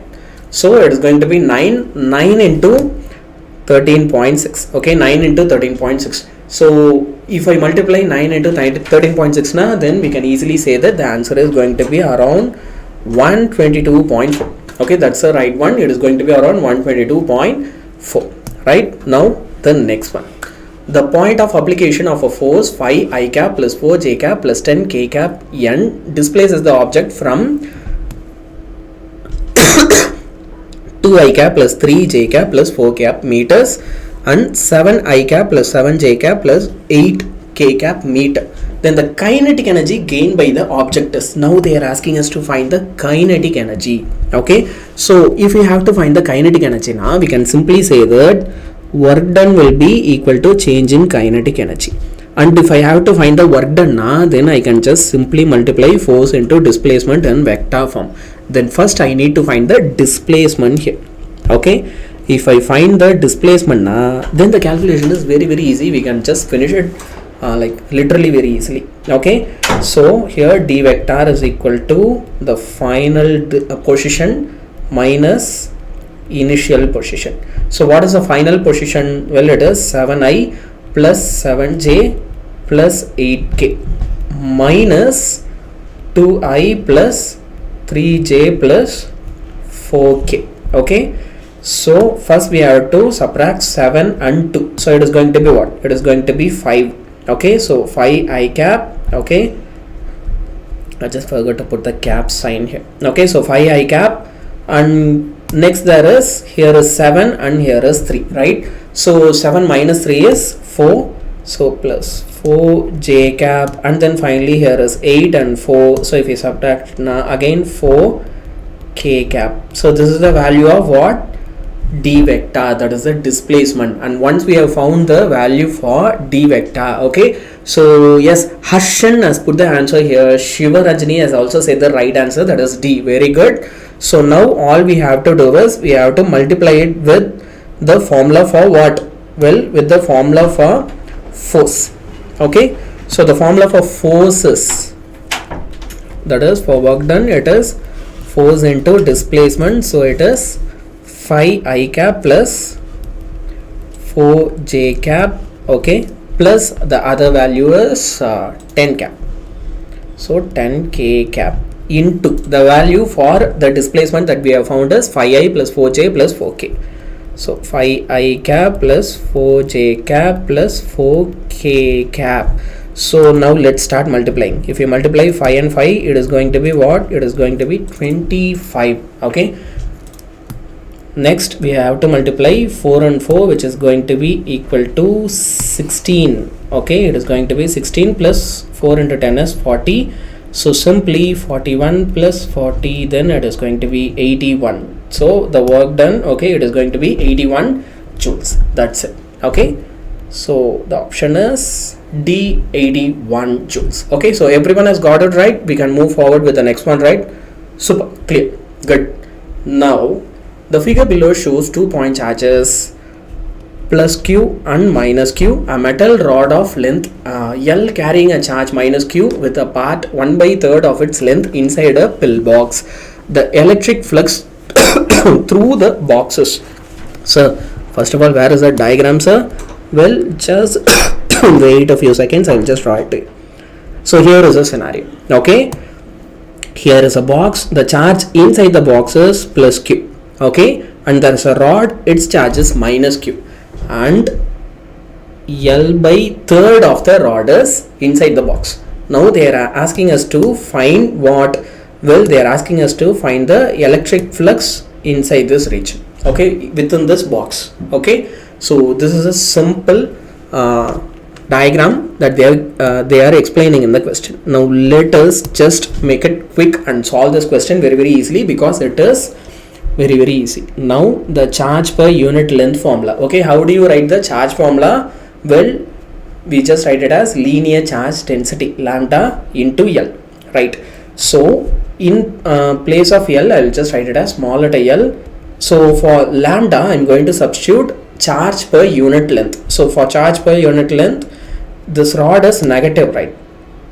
So negative divided by its total length L into, in place of small letter L, how much of the rod is inside the box? Well, its total length divided by 3. So L by 3.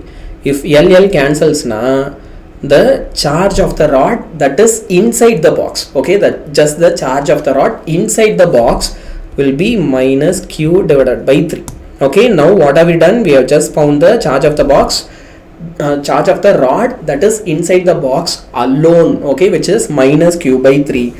And already what do we know? Well, already we know that the charge of the box is plus q. So now we will calculate the total charge. Okay, so in order to calculate the total charge, the calculation is going to be very easy, right? So total charge is equal to plus q minus q by 3. We are just adding them. Okay, so we will be getting a simple value of 2q divided by 3. This is the total charge. Now with this formula you just need to find the flux. Okay, so what is the formula for electric flux? Well, you simply write it as charge divided by epsilon naught. And what is the charge? Well, 2q divided by 3 epsilon naught. That's it. We have found the answer. So which of the option is matching here? Well, I can say that option B is matching. So what did we do here? Well, there is a box. The box's charge is plus q. And there is a rod, and only L by third of the rod is inside the box. Okay, so first we are finding the charge of the rod that is inside the box, that is L by third length, its charge, and we found it as what? Well, we found it as minus q by 3, and this minus q by 3 we are just adding with this plus q. Okay, and when we add it, we find that the total charge inside the box is 2q divided by 3, and we are just using it in the electric flux formula, and that's it. Okay, so when you just use this, okay, when you just do this, okay, you can easily finish the sum. And I think everyone, it was easy to understand also, right? Everyone has understood this. We can move on to the next one, right? So here is the next question. A portable X-ray machine. Okay, so you're saying it is D, sir. No, it can be 5q divided by 3 epsilon naught, right? Maybe it was a previous question. Okay, fine. A portable X-ray machine has a step up transformer. Okay, it should be what? Step up transformer. The input voltage, which is 120 volt to 100 kilovolt output. Okay, the primary coil contains 50 turns and draws a current of 10 ampere when it is used. What is the current output? So what are the values that they are given? Well, they are given the input voltage, which is VI is equal to 120. They given the output, which is 100 kilovolt, so into 10 power 3. Okay, and then they have given the value of input current. So the input current is 10 ampere, and then they are asking us to find the output current. So from voltage transformation ratio, we know something, that is voltage and current are inversely proportional to each other, which means VI divided by V naught should be equal to I naught divided by I input, right? So what is the value of VI? It is 120 divided by 100 into 10 power 3. It should be equal to the value of I naught, we have to find out, divided by the input value is 10. Okay, so now all we have to do is we have to just solve it, right? So the 0 here, it will get cancelled, the 0 here, it will get cancelled, and this 10 power plus 3 will go upwards. So 12 into 10 power minus 3 is equal to I naught. Is there an option that matches with this? Yes, there is an option. That is, you have to just make one small correction. What is it? 12 into, instead of 10 power minus 3, you have to write as milliampere. That's all. That's a very small correction you have to make here. So 12 milliampere. So that is the correct answer. That is C. Okay. So everyone has got it right. C. Yes, Hashiv has done it right. And Shivaranjani Ravishankar has also got it right. Super Shivaranjani. Okay. So now the potential difference across a conductor of resistivity rho is constant.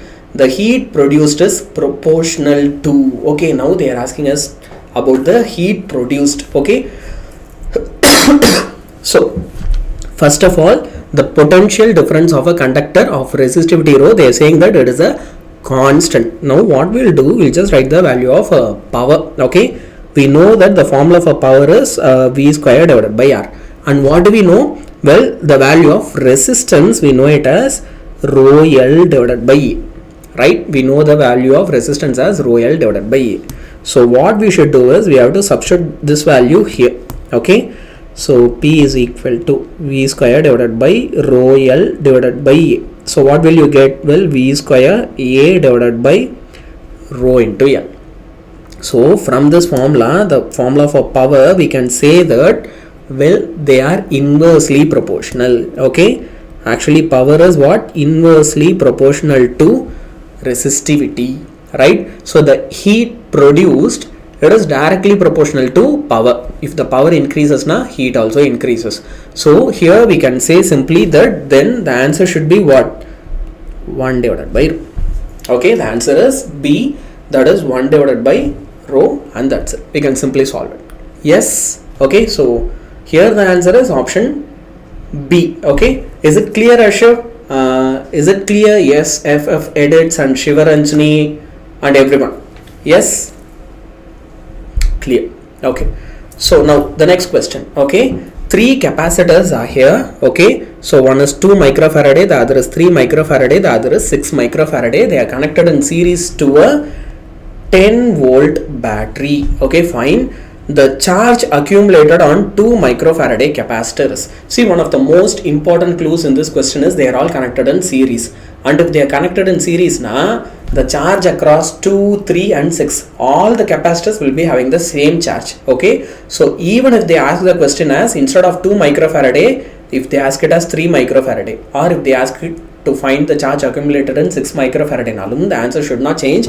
For all, it should be same. Okay, but how do you find it? Now that's a good question, right? So for it, we have to find the effective capacitance. Okay, and they are saying that they are all connected in series and it is a capacitor, which means for capacitor in series, you will calculate it like this: 1 by 2 plus 1 by 3 plus 1 by 6, which means 3 by 6 plus 2 by 6 plus 1 by 6. So it will be what? It will be like 9 divided by 6, right?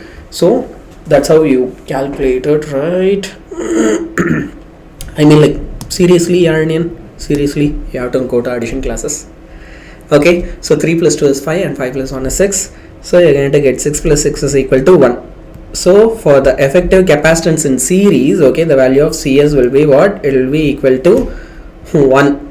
Okay, so once you calculate the capacitance value, now you can find the value for charge. Q is equal to CV, right? So the value of C is 1 and V is 10. So the charge should be 10. So actually, literally every single one, that is the charge through 2 microfarad or 3 microfarad or 6 microfarad, they all should be in what? They all should be same, that is 10. Okay, so which option does it say as 10? Well, option C, that is the right. Okay, so C is the one that says it right. So again, this is very clear, right? Now we are coming on to the last question of the day, okay, which is a diagram based question. So I'll just first draw the diagram here.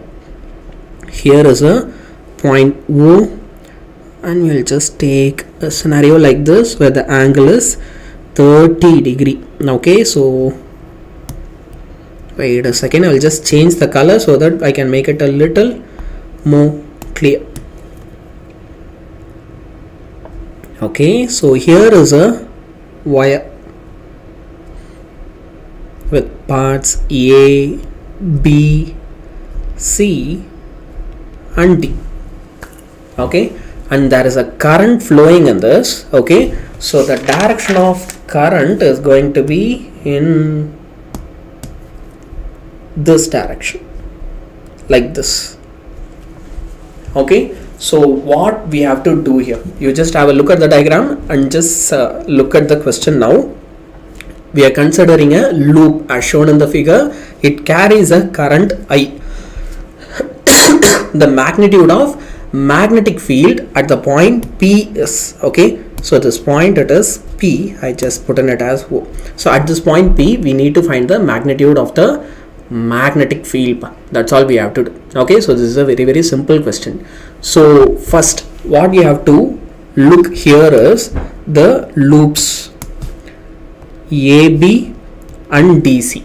Okay, the loops AB and DC, they are along the line, okay, along the axis of the line P to D. If they are along the line, automatically the magnetic field due to these 2 points is they are 0. Okay, we'll just to make the calculation easily calculatable, I'll just take the distance from P to A as small letter a, and the distance from P to like C as small letter b. Okay, I'll just take the distance from P to C as small letter b. Alright, so now what will happen is, okay, from the point B, this part, okay, this part is along the line, so it will be 0. So what will happen is there will be magnetic field only due to 2 points. Well, one is from A to D, the other is from B to C. Okay, from A to D and B to C. Only due to these parts of the wire there will be a magnetic field at point P, and you have to see whether these 2 wires, the current is going in same direction or opposite direction. Well, they are going in opposite direction. If there are 2 wires and in these 2 wires the current is in opposite direction, and they are asking you to find the magnetic field at a point outside, okay, not in between the wires like this, not like this, but a point outside these 2 wires, then you have to subtract the magnetic fields. Okay, what you have to do, you have to subtract the magnetic field. First I am going to write the formula for magnetic field due to AD, okay, the loop AD. Okay, so for it I am going to write it like this: mu naught I theta divided by 4 pi A. Okay, I am taking the distance as what? A, since I am taking the loop AD. Next I am going to write the magnetic field formula due to BC. So for it, mu naught I theta divided by, okay, 4 pi B. Since I am taking BC here, I am substituting B. Okay, now what did I say? Since it is outside, we have to subtract. Okay, so the net magnetic field should be magnetic field at AD minus magnetic field at BC. So if we subtract it now, we can take mu naught I divided by theta and 4 pi as common, and remaining will be having 1 divided by A minus 1 divided by B, right? So now we are going to check which of the option is matching, and when we check it now, we can see that option B is matching. Okay, we can see that what option B is matching. So it is clear, right? Okay, everyone can understand, right? Now there are certain times where the option, okay, they will substitute the value of 30 degree, right?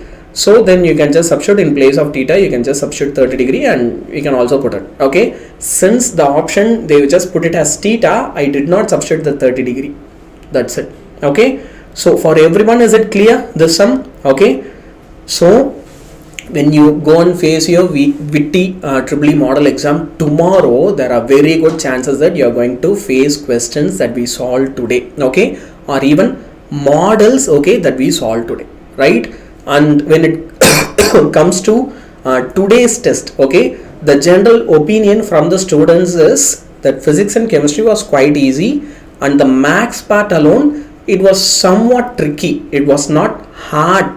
Okay, it was not hard, get it clear? It was somewhat tricky. You just need to think a little to solve it. Okay, so whatever you have revised, be clear in it, be thorough in it. Okay, make sure you revise every formula once again, and when you go and present it tomorrow, okay, make sure all your concentration is there, right? So you do very good. Okay, you do very clear. Yes, the questions will be a little twisted, Ashok. Okay, but it's not going to be too much twisted, and these formulas you will easily remember them. You just revise all the formulas before you go. Okay, you can do it very, very well. You can superbly do it, right? Now we'll start with the max classes, right? Now we will go with the max class. So I'll be going, and of course Harismita ma'am will be here. She has 40 questions for you. So she is going to keep you engaged for the next 1 hour. Okay, so let me just go. Yeah. So hey guys, this is Harismita. So today we'll be discussing about the question paper. So today, what is the first question is? The first question is, population of a city increases at a rate of 4% per year. So what is given? It is increasing at a rate of 4% per year, and in time t, so you have a time t and the population becomes p. Okay, in time t your population becomes p. Then write p in terms of t. They are asking you to write p in terms of p. So let's first see. It's given that the population increases in 4%. So these kind of questions. So hey guys, this is Harismita. So today we'll be discussing about the question paper. So today, what is the first question is? The first question is population of a city increases at a rate of 4% per year. So what is given? It is increasing at a rate of 4% per year, and in time t, so you have a time t and the population becomes p. Okay, in time t your population becomes p. Then write p in terms of t. They're asking you to write p in terms of p. So let's first see. It's given that the population increases in 4%. So these kind of question, what you should do, these kind of questions are application of differential equations, right? Application of differential equations or applications of differentiations, both are like applicable for this question. So basically it says you are keeping p as population, and the population of the city increases at the rate of 4 means, so dp, when you differentiate it, dp by dt is 4 by 100 into p. 4% of the population, which is 4 by 100 into p. Now I'm taking this p to the other side so that it becomes dp by p is equal to 4 by 100 into dt. Now what am I doing? I am integrating on both the sides. After integrating on both the sides, I will be having 1 by p, which is log p. Then it is nothing but integral dt, so which is t. So I'm writing it as, this will become 4 and 25. So it will be integral 1 by 25 into t. And I am taking the constant term as log c. Okay. Now what am I doing? I'm taking this log c to the other side so that it turns out to be log p minus log c is equal to 1 by 25t. Now log p minus log c is nothing but log of p by c, that is equal to 1 by 25 into t. So this log goes to the other side, it will become e power 1 by 25t. So this is your final p. So now what did they ask you in the question? They asked to write p in terms of t. So your correct answer for this will be option C, right? So option C would be a correct answer. So for this, let me give you a hint. So in these questions, you don't have any constant C, right? In these questions, option number 1, option number 2, or option number D. But to eliminate the constant, they didn't give any conditions to eliminate the constant. So by looking at the question itself, we can find that it is option C, because they didn't give any terms and conditions, any initial values to eliminate the constant. So this equation should involve some constant, right? So that is C. Only in option C you have the constant, so you can directly write option C. Okay.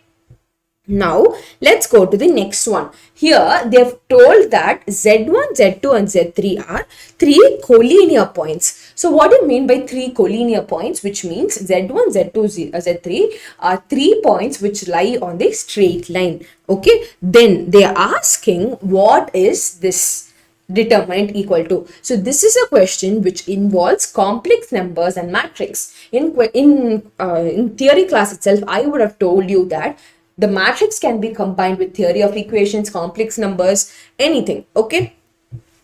Theory of equations is nothing but quadratic equations. So now you have 3 collinear, collinear points, which is Z1, Z2, Z3. So now Z1 I'm defining it as Z1 is equal to x1 plus I y1. Z2 I'm defining it as Z2 is equal to x2 plus I y2. And Z3 I'm defining it as Z3 plus I, Z3 is equal to x plus I y3. as it's given that it's collinear, so what can I write? I'm writing x1, x2, y1, z1, then x2, y2, z2, 1, 1, 1 is equal to 0, which means what are they telling? This is a formula for collinear formula. So this is your collinear formula. If 3 points are collinear, this is your formula. Now what are they doing? They are just substituting. This is your formula. Okay, this is your formula. If three points are collinear, their determinant will be equal to 0. Okay, now as it's in question, it's given, they're asking you to find this one, right?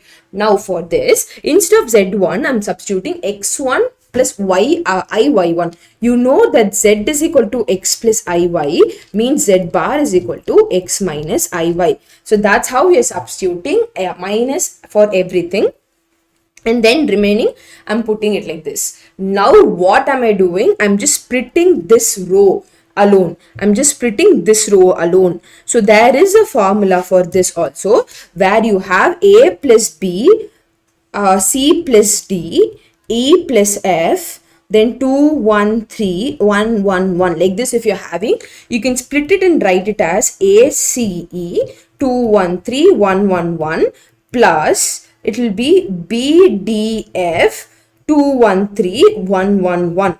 It will be like this. You can split a particular column. That's how I splitted the particular column, and you will be ending up like this. Okay, now what happens next? Next, what am I doing is I am splitting this thing.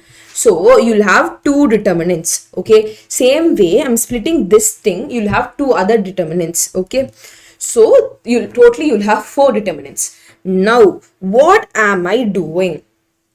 After doing this, I'm just seeing if the columns are identical. This column is identical to this column, so its determinant will be 0. Same way, this column is identical to this column. Same way, this will be 0, right? How is these both identical, you might ask? If I take minus outside, it will become minus here. So these things will be identical. So what can I say? The determinant of it will be 0. Okay, now let's go to the other one. So what about the other one? Now, just now you saw that if 3 points are collinear, if you can write it in this way, this is your formula. When you write it in z1, z2, it will be x1, y1, 1, x2, y2, 1, x3, y3, 1 will be equal to 0, since all 3 are collinear. So here instead of y1, I'll be writing I everywhere, because it is the second term is I, right? So I'll be writing I everywhere. So this and this will be 0, since z1, z2 and z3 are collinear. So these things will be 0. So your final answer here is option 1, which is collinear. So which is 0. Okay, now let's go to the next one. This is a vector question where it is given that A and B vector are given, and one more thing, A dot B is defined as A mod C dot mod C minus A, that will be equal to 2 root 2. Now the angle between A cross B and C is given, which is 30 degree. Now what are they asking you to find? They are asking us to find the magnitude of A cross B cross C. Okay, let's see. Now let me find A cross B. To find A cross B, I'm just writing it. I'm using the determinant method to find the cross product. After finding it, I'm taking the determinant of it. Determinant of it will be root of 2 square plus minus 2 square plus 1 square. So that will turn out to be root 9, which is 3. Okay. After this, let me see mod of C minus A. So it's given that mod of C minus A is nothing but 2 root 2. Now when I square it, it becomes 2 root 2 the whole square gives you 8, and this will become c minus a. Okay, and now when I expand it, it will be of the form a minus b the whole square formula. So after writing here, it is given that, so this is comma. Okay, I have just in first I have told you it is dot product, it's comma, because in question it's instead of comma they have given dot. So a dot c is given as mod c. Okay, it is not a mod of a minus c. Okay, so it is given as this. I'm writing this, and we have found that mod a square is equal to 9. Okay, how is mod a square equal to 9? Because it will be root of 2 square plus 1 square plus minus 2 square. So it will be root of 9, which is equal to mod a square, right? So this is just mod a value. So mod a is root 9. So mod a square will be 9. That's how you find mod a value. Then you'll be getting. Now what am I doing is I am taking this minus to this side. So it will be like this. Okay, from here what can I conclude? What can I conclude is mod of c minus a. C minus a, mod of c minus 1 the whole square, not a, mod of, one second, mod of c minus 1 the whole square is equal to what? Is equal to 0. Okay, so when I take the square other side, it will be mod of c, mod c minus mod 1 is equal to 0. So mod c is equal to 1. So that will be your answer. So this is your answer, mod c is equal to 1. Now they are asking us to find a cross b cross c. So how do you find it? So cross product of a cross b is nothing but mod a mod b sine theta, right? So this is, you're having a mod in between. So mod a cross b mod c sine theta. So what is the angle between these two? Which is 30 degree. So when I substitute it, what is mod a, which is mod a cross b is 3 into 1 into what is sine 30, which is 1 by 2. So you'll get the answer as 3 by 2. So your final answer here will be 3 by 2. Now let's go to the next one. Next one is you have to find the order and degree of differential equation of family of parabolas. So you have to find the order and degree of differential equation of family of parabola. Now this is your family of a parabola, and it's given that it is whose axis is x-axis. So it's given that whose axis is x-axis. When you draw a line, if your axis lies in x-axis, it will be x comma 0 and y term will be 0. So basically it will be h comma 0. So you know the equation as x minus k minus y minus k the whole square is equal to 4a into x minus h. So here the k term becomes 0 since it is x-axis, right? So what am I doing is I'm just writing this. Then after this, what am I doing? I am differentiating on the both the sides. So after differentiating, I'll be getting 2y into dy by dx is equal to 4a. Now what is next? Next I'll be getting y is equal to 2a, right? This is, and this will get cancelled. So y into dy by dx is equal to 2a. Again you have one more constant. To eliminate that, again I'm differentiating. So it'll be uv method. So it'll be basically u dash v plus, it'll basically be u dash v plus v u v dash, right? So now if I find what is the highest degree, so highest degree is 2. So here highest degree is 2. The highest order, which means not degree, order basically. I'm asking the highest derivative. Highest derivative will be your order, right? So order is nothing but your highest derivative. So order is nothing but highest derivative, so which is 2. So what is the power of the highest derivative? Which is 1. So degree is 1. So degree is 1. They asked first degree. So degree is 1 and order is 2. Now let's go to the next one.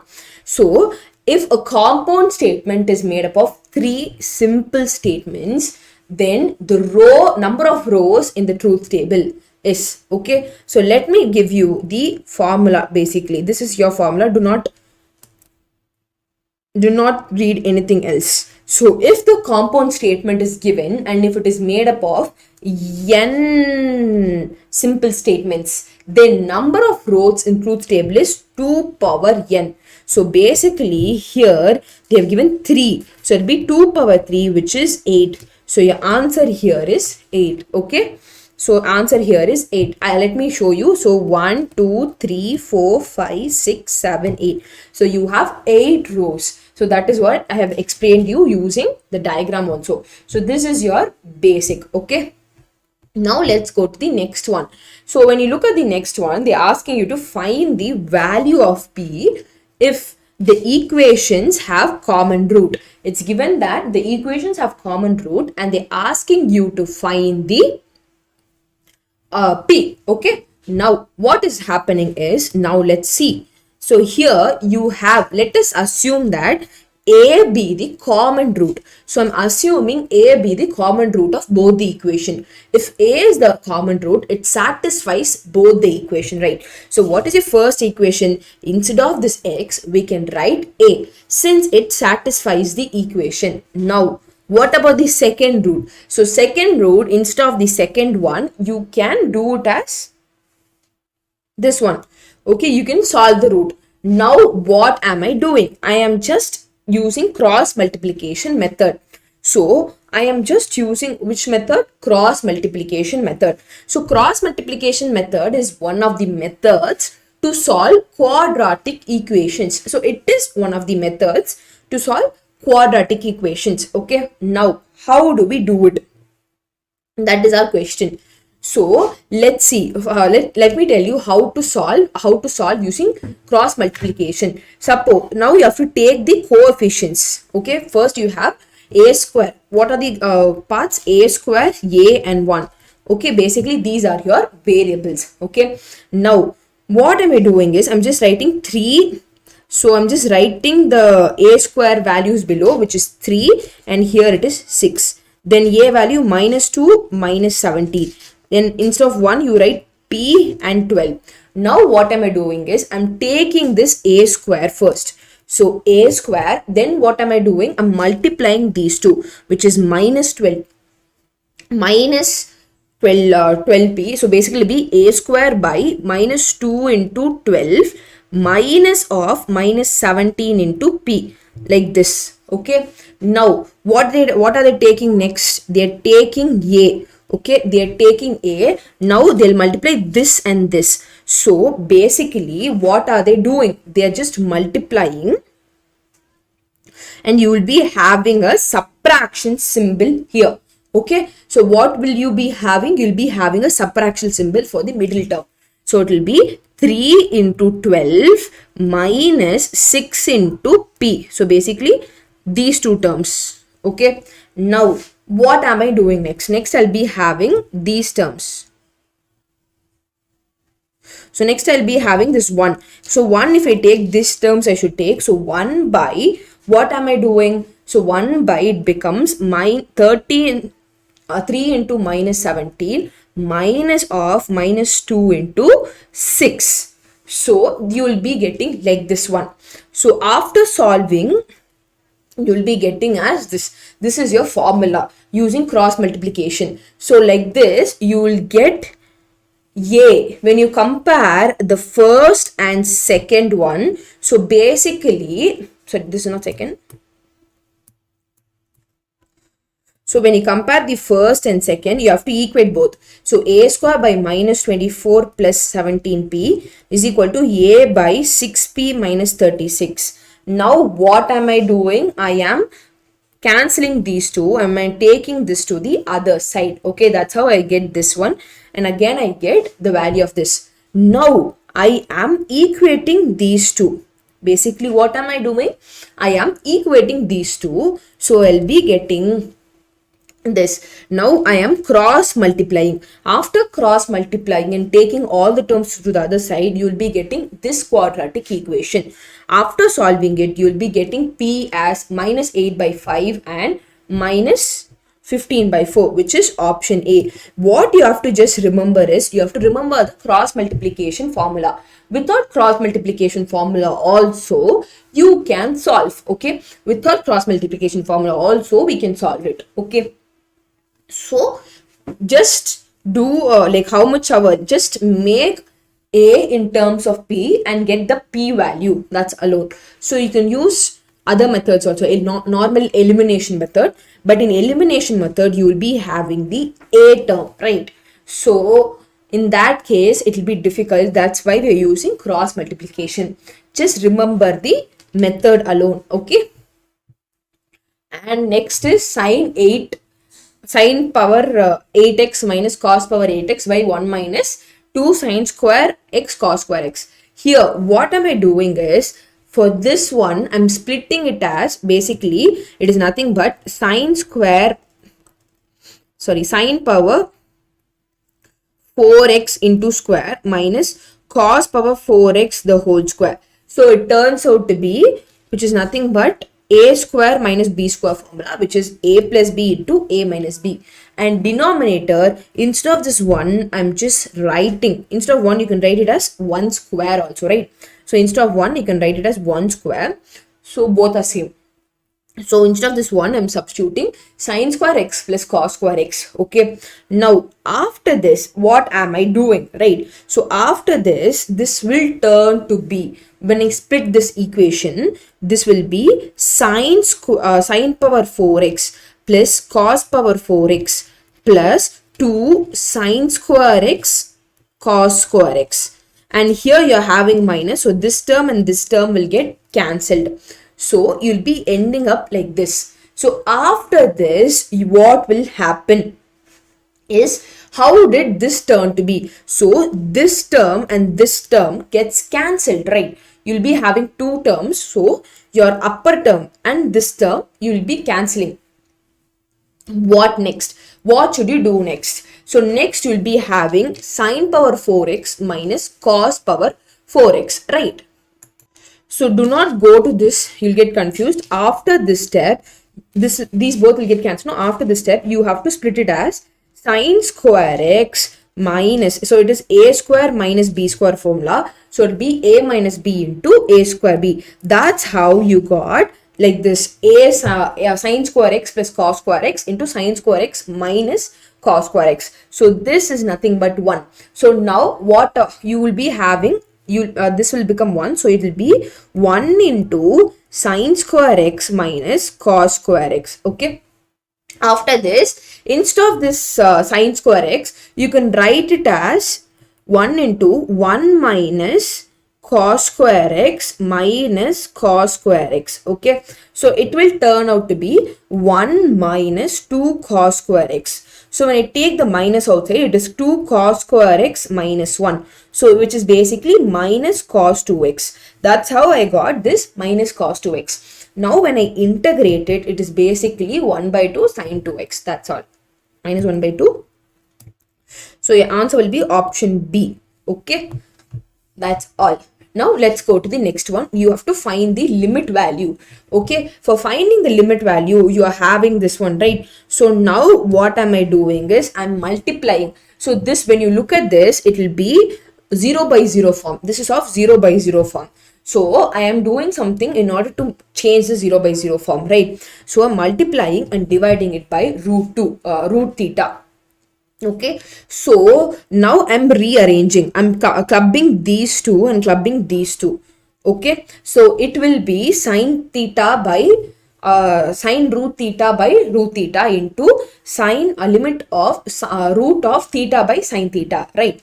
So I'm just multiplying, like it will be sine theta by sine root theta, sine root theta by root theta into, when I multiply these two, it will be root theta by root sine theta. So now I'm splitting the limit. We already know that if limit x tends to 0, sine x by x is equal to 1. So that's how it turned out to be 1. And what about this term? And what about the next term? So when you look at this term, the numerator itself will be 0. right? The numerator here, root of sine theta, root of theta by sine theta. So what can I do there? So here what am I doing is I am just multiplying and dividing. So it will become root of theta sine theta by sine square theta, right? Instead of sine square theta, I can write it as what? Theta sine theta by 1 minus, what is this? What is 1 minus? Instead of that, you can write it as 1 minus cos square theta also. But here they are not doing that method, right? They are just doing, just you're taking this, it'll be root of 1 by sine theta by theta, right? That's how it goes to the numerator. So sine theta by theta is 1. So basically it will be 1 into root 1. So which is 1. So 1 into 1 will be 1. Okay. So do not think about splitting. I have just told you about splitting just to make you sure that again it will be of 0 by 0 form. For removing that, for using the formula only, I have showed that method so that you shouldn't do that method. Okay. Now logical equivalent proportion. So how this is logically equivalent? So I am performing and I'm performing for the all the things. So I need P and Q for then I need for P or Q, then P implies Q. So for everything I'm taking, so P and Q I'm thinking P or Q, P implies Q, Q implies P, and I'm doing this. So I have to see for what is this equal, right? So I'm performing each and everything. Now I'm just doing this and seeing. Okay, so I can compare on my own. First one, when I compare these two and take your OR operation, and this will be nothing but you will end up getting the wrong one, right?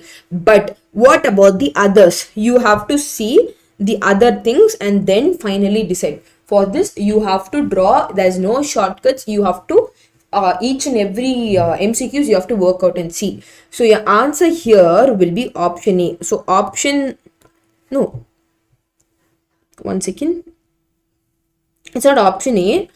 So it's not option A, which is P implies Q and Q implies P.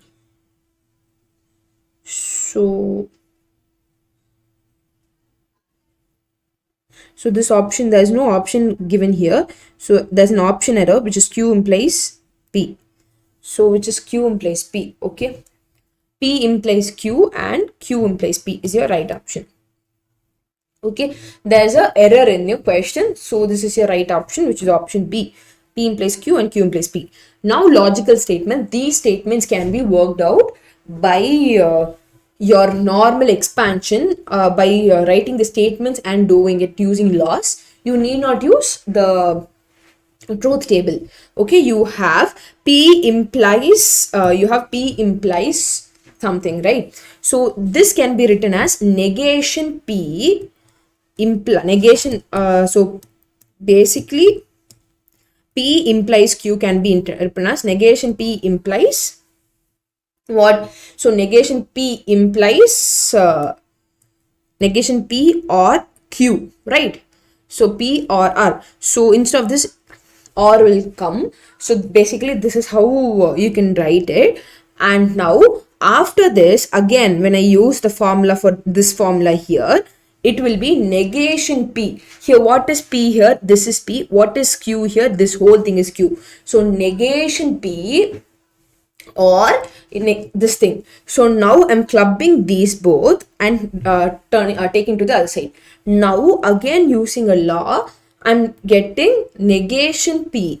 So basically negation P or negation Q will be negation P and Q. Okay, and I'll be getting this one.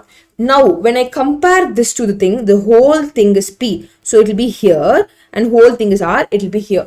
So your answer is option C, option D, sorry. Yeah, your answer is option D. Okay. Now let's go to the next one. You have to find the solution for the differential equation. So before finding, just see whether it is, how can you solve it, whether you can solve it by homogeneous method or whether you can solve a variable separable or linear differential equation. Okay, now when you look at the terms, when you take the first one, okay, so what I did is, this is my given thing. Now what should I find? You have to find the differential equation. So now what am I doing is, here finding the solution, what am I doing? And I'm seeing the options, I'm seeing all the options, and what am I doing is, I am differentiating the options. So what am I doing? I'm differentiating the given options. So first, let me go from starting A. So let me start from option A. So let me start differentiating it. When I differentiate option A, it will turn out to be 3x square y plus, next what happens, you will be using uv method here. So it will be u dash v u v dash, that will be equal to, here you will be u by v method, so it will be v u dash minus u v dash by v square. That's how you got this, and plus c, which is equal to 0. Okay, now what am I doing? Next thing what am I doing is, I am taking this x and this x and dividing it with this x, so it will be x, and you don't have any term here, and here it will be x power 4, it will turn out to be x cube. Okay, next what am I doing? So next what am I doing is, I'm just taking LCM. So when I take LCM, this will be 3x square y plus x cube dy by dx. Okay, here it will be dx also. Now what am I doing? Here what am I doing? Again I'm taking LCM for this. So x dy minus 2y into dx by, here will be x cube into dx. So this x cube, when it goes to this side, here 2 will be there. No, it becomes 2 plus 3 5. Here 3 will be there. No, 3 plus 3 6. That's how it became. So you have 2 dx here. Now I'm cancelling these both dx. You'll be getting the first, the question itself. So your options here will be, option A will be your correct option. Okay, now let's go to the next one. Next one is nothing but, you have to find the line of equation of line passing through the intersection of two lines. So basically you're having two lines. Okay, they both are intersecting, and it passes, and your required line passes through the intersection of two lines, and the required line is nothing but, it is parallel to other line. Okay, so basically two line equation is given, which is this and this. In that intersection only your required black line is going, and that line is parallel to this line. Okay, so that is how you do. Now what let's see. So in point of intersection, so when you take point of intersection, basically x minus 2y is equal to 1, x plus 3y is equal to 2. Now what am I doing? I am subtracting. So when I subtract, it will be minus 5y is equal to minus 1. So y is equal to 1 by 5. So that's how I got y. When I substitute y in either of these equation, I get 7 by 5 as my x. So this is your point of intersection. So you are having two things. In point of intersection will be 7 by 5 comma 1 by 5. In that point of intersection only your line passes, right? Your line passes in the point of intersection, right? Now what is given? The required line is parallel to other line. So the required line is parallel to 3x plus 4y is equal to 0, right? Here, how do you find the slope? So slope will be nothing but this coefficient of x minus coefficient of x by coefficient of y, which is 3 by 5. So, and the required line passes through the intersection point, which is 7 by 5 comma 1 by 5. Now, if I write the equation of line, which is y minus y1 into m into x minus x1. This is your x1, y1, and this is your m. So when I substitute here, you will get the line equation. Okay. Now, since both the lines are parallel, the slope will be same. Okay. Now, this is how I got it. Okay. Now when I take LCM, after taking LCM and after solving, I'll be getting the sum as 3x plus 4y minus 5 is equal to 0. So this is your answer, option C. So 3x plus 4y. This LCM part, do it on your own and do it. Okay. What are the tough parts I've given you? Do the LCM part on your own. Okay. So your option will be option C. Now let me see. So you have two roots, alpha and beta, and the equation is given. Now you have to find alpha power 6 plus beta power 6. Okay, now when you see the equation, it's given, the equation is given, and alpha plus beta is nothing but minus b by a, which is, what is a here 1, b here 1, c here 1. Okay, so minus b by a, which is minus 1 by 1, and alpha beta is c by a, which is 1. Now you know alpha cube plus beta cube is equal to alpha plus beta into alpha square plus beta square minus alpha beta. Right. Now what am I doing? What is alpha square plus beta square? So for finding alpha square for beta square, this is your formula. Basically, a plus b the whole square is equal to a square plus b square plus 2ab. This 2ab I'm taking to the other side. That's how I got that. So same way, x power 6 can be written as like this. Then same way, alpha plus beta, alpha power 4 plus beta power 4 can be written as alpha square the whole square plus beta square the whole square. You will be ending up like this. Okay. After getting this, what to do next is, so how can we solve the next one? So basically you have this AB, again that AB here, right? You have the AB which is from already here. This equation is nothing but this equation. Okay. So when you solve it, you'll be able to do. Okay. I'm just splitting this as these two terms. Okay. Now after this, what am I doing? After this, what am I doing? I am substituting this again, right? How am I doing? Next, what am I doing is, so next you're having this term, right? Basically, you're having this term here. I'm substituting that again. So you know it can be written as the whole square I'm writing. So middle term only, I can split it as what? Alpha plus beta the whole square minus 2 alpha square beta square. Now if I split this, it will be alpha plus beta the whole power 4 minus 2 into alpha plus beta into 2 alpha square beta square. Then I'll be getting plus 4 alpha power 4 beta power 4. Like this I'll be getting finally.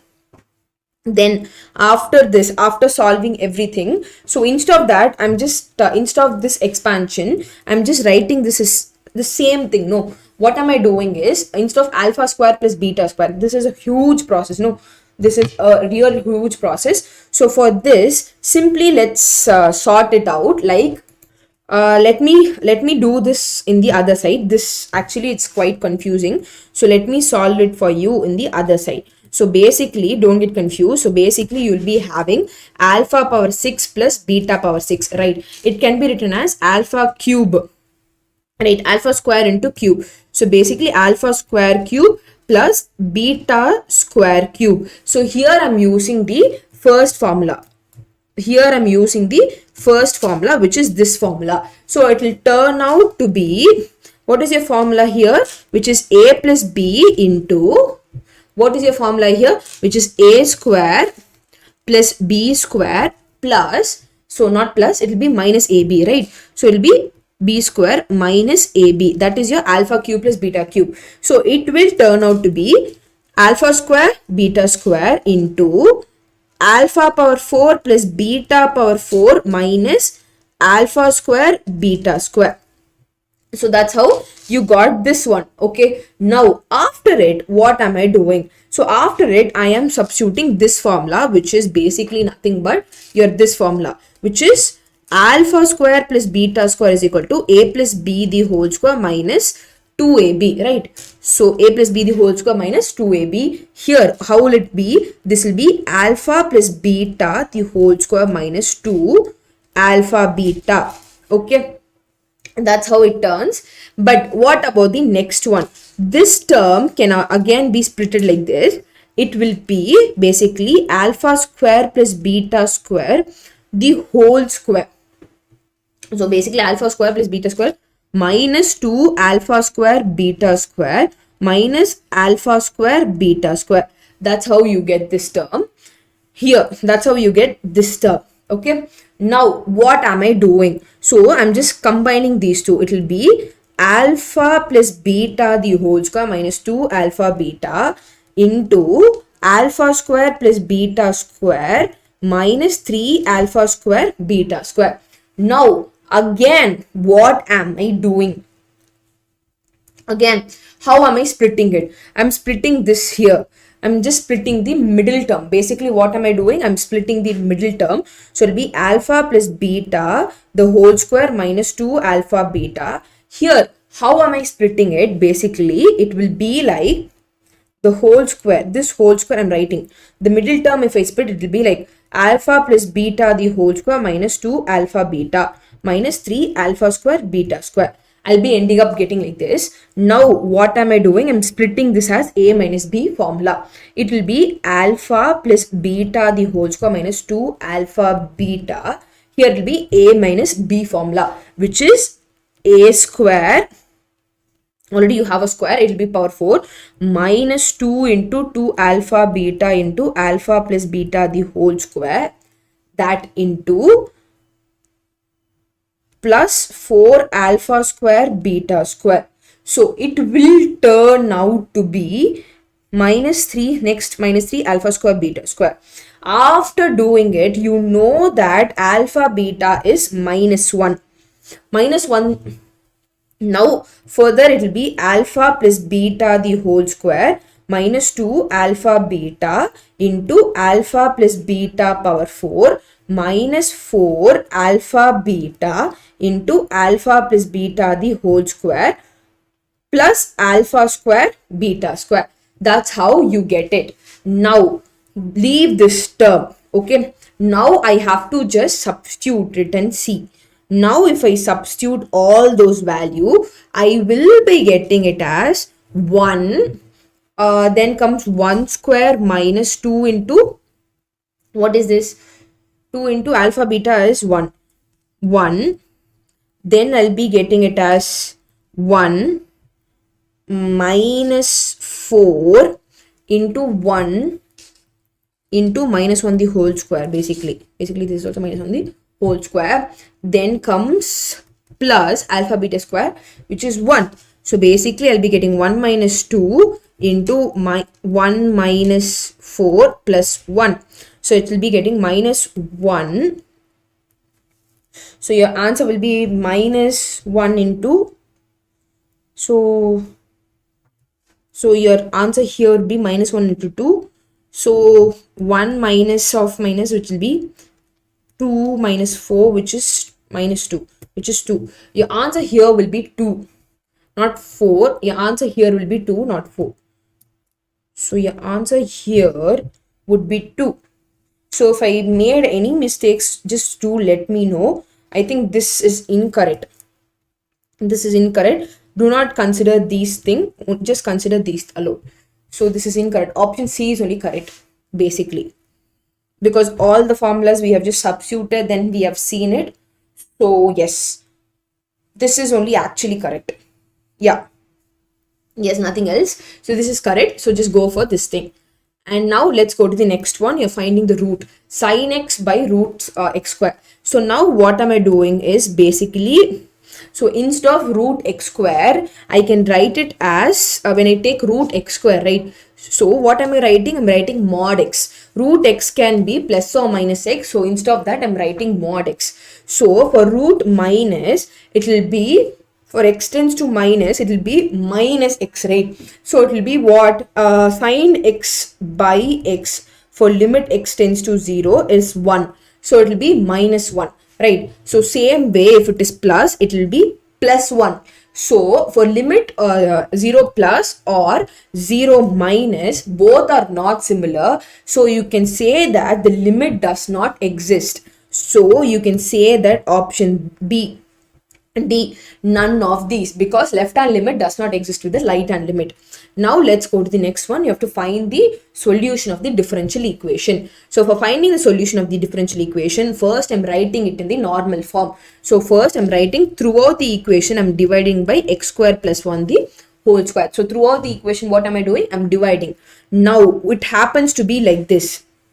So what is your P? P is 2x by x square plus 1. What is your Q? 1 by x square plus 1 the whole square. This is your Q, this is your P. So integral, so IF is nothing but integral e power integral P dx. Okay, that's how I got this. So when I take this whole term as T, it will be x square plus 1, dt will be 2x, right? So it will be e power integral dt by t, it will be e power ln t. That will be e power ln x square plus 1. That's how it came like this. So when I do it will be x square plus 1. This e and this log will be getting cancelled. Log or ln both are same. Okay.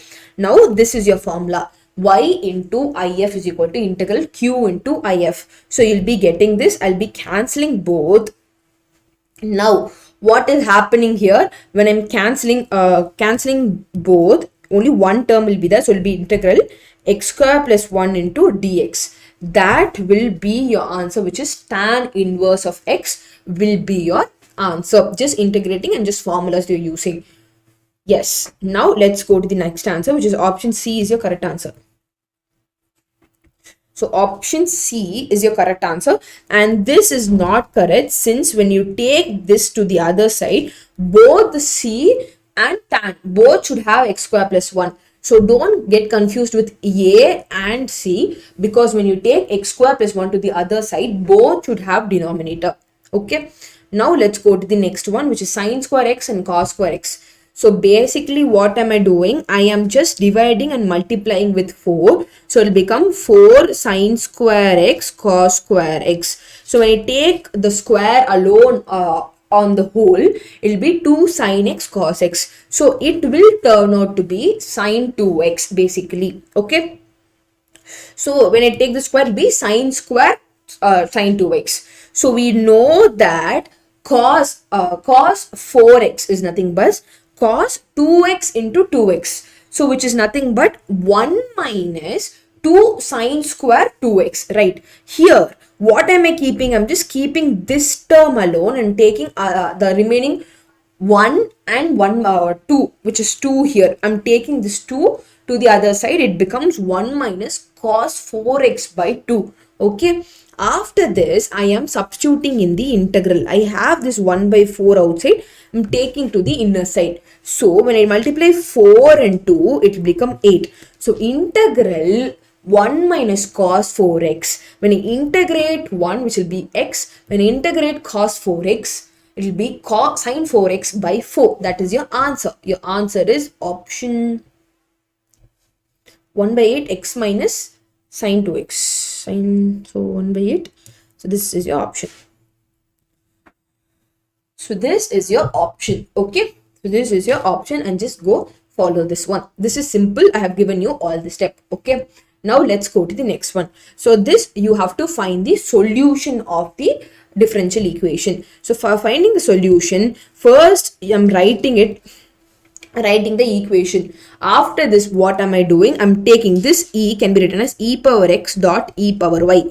So even here you have e power y. So I'm taking that common. When I take that common, you'll be left with e power x and you'll be left with the remaining x square. Okay. Now what am I doing? I'm taking this to the other side. So it will be dy by e power y, and other things will be same. Now what am I doing? I am differentiating it. So basically e power minus y into dy. That's how I'm taking this to the top, and then I'm integrating it. So it will be minus e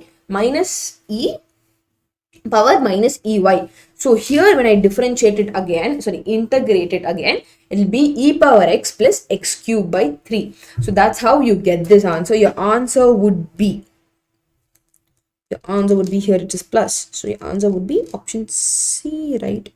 Option Option B, because everything is plus. So your answer here is option B. Okay. Now let's go to the next one. So now you have to find the set of points where the function is differentiable. Okay, the following function is differentiable. So now you know that mod x is not differentiable. We have already studied in the theory part that mod x is not differentiable at x is equal to 0. Same way, when you take mod x minus 1, it won't be differentiable at x is equal to 1. In theory part, you will know. Then what happens? Then same way, the whole function itself won't be differentiable at x is equal to 1. Now let's see. So they are asking, when will the function be differentiable? Except at 1, at all the points it will be differentiable. So that's how I'm writing, except at 1, at all the points it will be differentiable. So if you didn't understand this, just go to the theory part of the differentiation. See, I have already told you that e power x, like mod of x, is not differentiable at x is equal to 0. Then when this is already known, then you can say that mod of x minus 1 is not differentiable at x is equal to 1.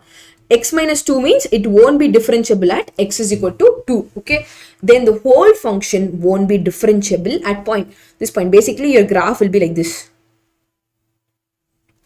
This is a 1 point. You have a strict sharp curve, right? So at that case it won't be differentiable. So this is your answer. Now let's go to the next one. You know that two lines are there and it is parallel to which thing? That is, you have to find. So you have a line D. Okay, line D's direction ratios as A, B, C. So a line has a direction ratio which is A, B and C. Now I'm substituting this here. Okay, basically what am I doing? I'm substituting that. So which is nothing but I'm just substituting these two, which is A plus 2B minus C, and here A plus 3B minus C. That's how you get. So the constant term you're not taking. Now when I equate and see, I'll be getting, when I put 2 minus first one, when you subtract the first one, second one minus first one, you will be getting B as 0. If B is 0, then what will it be? The whole term will be 0. So A minus C will be 0. If this is 0, then A minus C will also be 0. So now what can you say? Now what happened to the direction ratios? Direction ratios, the middle term is 0. What about the other term? So A minus B 0 means A is equal to C. So instead of this C, I am writing it as A itself. So 0, A, 0, A. Okay, this is nothing but it is A, 0 and A, and this is 0, 1 and 1. And now what is your answer? So which is, you need not solve these steps. By looking at the direction ratios itself, you can say that you are having x, you don't have y, you have z. It is zx plane or xz plane. So option is option C. By looking at the final direction ratio of line itself, you can see. You need not calculate these things. Okay, that is not necessary. Okay, that is not necessary. You need not calculate these things. So basically, by looking at the direction ratios itself, you can say that you don't have y axis, so your plane is parallel to zx plane or xz plane, both the same. Now you have to find the roots of the following equation. Okay, now it is simple. This is actually simple. You have to take the roots and you have to find them. So in this case, what extra they might ask you is whether you can say whether it is real roots or imaginary roots. Here in this case, both the roots are real roots and you'll be getting the roots. Imaginary roots means in questions, instead of this options, they can directly like give you the roots. They'll ask you to find the roots. In the options, they can give you two, both the roots are real. One root is real, other root cannot be imaginary, like that you can't have. Both roots are real, or you say both roots are imaginary, or you can say that then you have no, like you say that infinite number of roots, like you don't have infinite number of roots here. They can only say, they can give you options like real roots, both are real, both are imaginary, and none of these options will be given. Like this they can give, nothing else. Or they can also give it like whether you have positive, one is positive, another one is negative, both are negative. Like that also they can give you options. So instead of just giving you directly, like this twisted kind of thing they can ask. Whether they can ask both are real, or one root is positive, other root is negative, or both are imaginary. And what about the next one? And both are real and both are positive. Like this they can give. So in those case, you have to, these is simple equation. No, you can just have to find the equations roots and you do it. Okay. In this case, how they split it is, you have to, when you multiply it will be 30, and when you add it will be 1, minus 1. So it will be 6 and 5. So it is minus 1. So your options here is 2 comma minus 5 by 3. So option is B. So option here is B. Okay. What about the next one? Here you have to find the real and imaginary part. So for finding the real and imaginary part, you have to write in the rectangular form, which is A plus IB. You have to write in that form, then only find. So now you have X. Now A plus IB is nothing but X plus Y. So you also know the formula that Z is equal to R into e power I theta.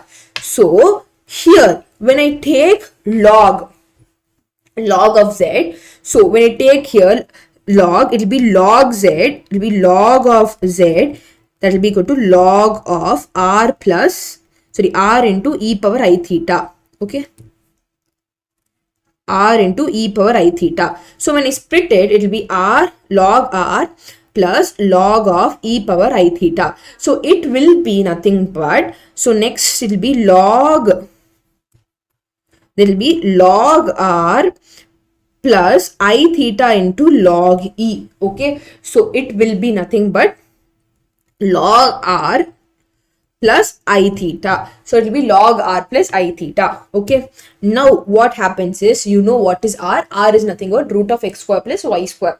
Okay. And theta is nothing but tan inverse of y by x. Now in this case, you have Z is equal to log 1 plus I. So here, what are you getting as R?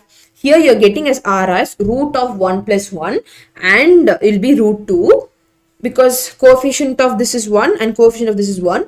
So root of 2, and here it will be root of 1 by tan inverse of 1 by 1, which is tan inverse of 1, which is tan pi by 4. So here, how do you do it? Is log of, so it will be in the terms of, how did you split? It will be, I already told that log of Z plus log of Z. If the Z is in terms of log of Z, so basically this term is this term.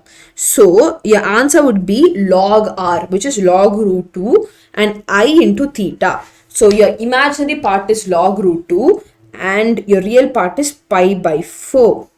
So your answer is pi by 4. Okay, that's all. So this is just tricky. By looking at the sum, you might have seen it like it is easy, but it's not easy, it is tricky. So using this only, you have to solve. But you know that you're having in terms of x plus iy. So that's how they have taken the value of log z. So which is, this is nothing but log z, log of z, log of z. So by this, I'm finding r. So it will be log r, and basically this one. Okay. Now next term, approximate change in volume of cube is x terms, and find the cost by increasing the side 3%. Now let's see, you know the volume of cube as v is equal to x cube. Okay, now what should you do? You have to take dv by dx, then only we can find the approximate change in volume. So now it will be 3x square. Now how can I do? So change in volume is del v is equal to, when I take this is nothing but del v by del x, so which is equal to 3x square. So del v is equal to 3x square into del x. Okay, now what am I doing next? And it's already given that increase, the side is increased by 3%, so which is del x by x is nothing but 3 by 100. So del x is nothing but 0.03 into x. Okay, that's how it will happen. Now what about the next one? So here if I substitute for del, you have to find the approximate change in volume, that is del v. So it will be 3x square into 0.03 into x. So basically it will be 0.09 x cube. That is your answer. So 0.09 x cube will be answer, which is option 3. Okay, now let's find the real part and imaginary part. So for this, what am I doing? I'm just finding the conjugate. So multiplying and dividing it by a plus ib throughout. So numerator it becomes a plus b the whole square, and denominator it becomes a square minus b square. So when I turn it out, it will be, so a square minus b square formula, which is a plus b into a minus b. That is how it happens. No, so but here I'm just taking the minus 8, minus I square into b square. I square, you know, it is minus 1, minus of minus 1 into b square. So a square plus b square. This will be your answer. So this is your answer, and in numerator I've splitted it. So then I'm splitting separately. Now what am I doing? They're asking us the real and imaginary part. Here imaginary part is 2ab by a square plus b square. So 2ab by a square plus b square, and real part is a square minus b square. So a square minus b square and 2ab. This is your answer. So option C is your answer. So this is a real part, imaginary part, and this is your real part. Just combine that, you'll be getting option as C. Now let's go to the next one. You're asking us to find the area of the bounded region. So this is your, this sum we have already solved in our theory class itself. Just for you to remember, I've asked it again. So this is your mod of x minus 1. This is your mod of x minus 1, and y is equal to 0 means every y will be equal to 0 in the x-axis. And mod x is equal to 2 means x is equal to minus 2 and x is equal to 2 and x is equal to minus 2. So here x is equal to 2 and x is equal to minus 2. You have to find the area which is shaded in between. So area shaded in between is this area. Okay, so for this, how can I find this? The height, let me see the height. The height from 0 to 3 is 3, and the height from 2, so 2 to 1, so it'll be 1, 1 and 1, so totally it will be 3. So basically the first triangle, if you take, it will be half of b into h. That will be area of your triangle. So half into 3 into 3. Your height is 3, base is 3. Here when you take the distance, it will be 1, and here it will be 1. So basically half into 1 into 1. So basically this is 9 by 2 and this is 1 by 2. 9 by 2 plus 1 by 2 is 10 by 2, which is 5. So the answer is 5. You need not do integration here. I've already told in the theory class, because you have the triangles, you have the height and base, it is easy. And it's right angle triangle. So which of the following has no real roots? So next, let's see, for like here you have to see by option and check. When you see, you know that you will have real roots when discriminant b square minus 4ac is greater than 0. Only if it is greater than 0, you will be having real roots. If it is less than 0, you won't be having any real roots. Okay, when you look at the, you need not do all those option A, option B and option D. But when you do option A itself, you will be able to find that when what is A is given, here A is 1, B is 4, C is 3 root 2. Okay, so B is 3 root 2. So when discriminant is b square minus 4ac. Okay, now this term is less than 0. If this is greater than 0, it is real roots. Okay, if it is greater than 0, it is real roots. But in question they asked which has no real roots. So since it is less than 0, you can go with the option A. Just substitute in the formula b square minus 4ac. If it is less than 0, it has imaginary roots and it has no real roots. Okay, others all are greater than 0 or equal to 0. Okay, so other things won't come. Only option A has discriminant less than 0. So it has no real roots. So your answer will be option A. Do not check all the options in the examination. Now let's go to the next one. You have to find whether the mod of sin x is increasing or like continuous or differentiable. So what happens? So let's you know that sin x is differentiable function.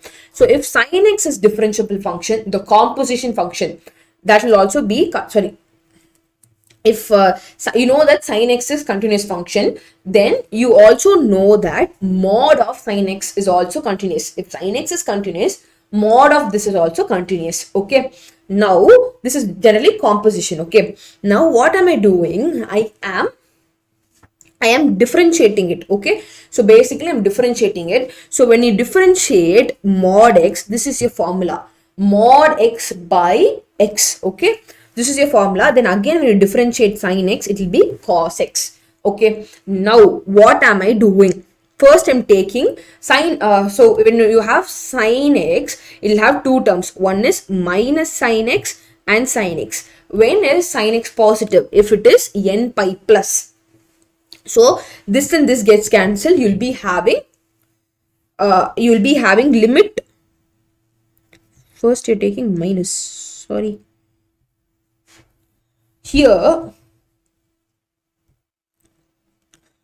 So here first they're putting minus sin x. Okay, here the first they're putting minus sin x, n pi plus, it will be minus sin x. So it will be, you will be getting the answer as minus limit n pi cos x. So same way when you put here as plus sin x, you will be getting limit, same thing, but your left hand limit is minus and right hand limit is plus. Both are not equal, so you can say that it is continuous but not differentiable.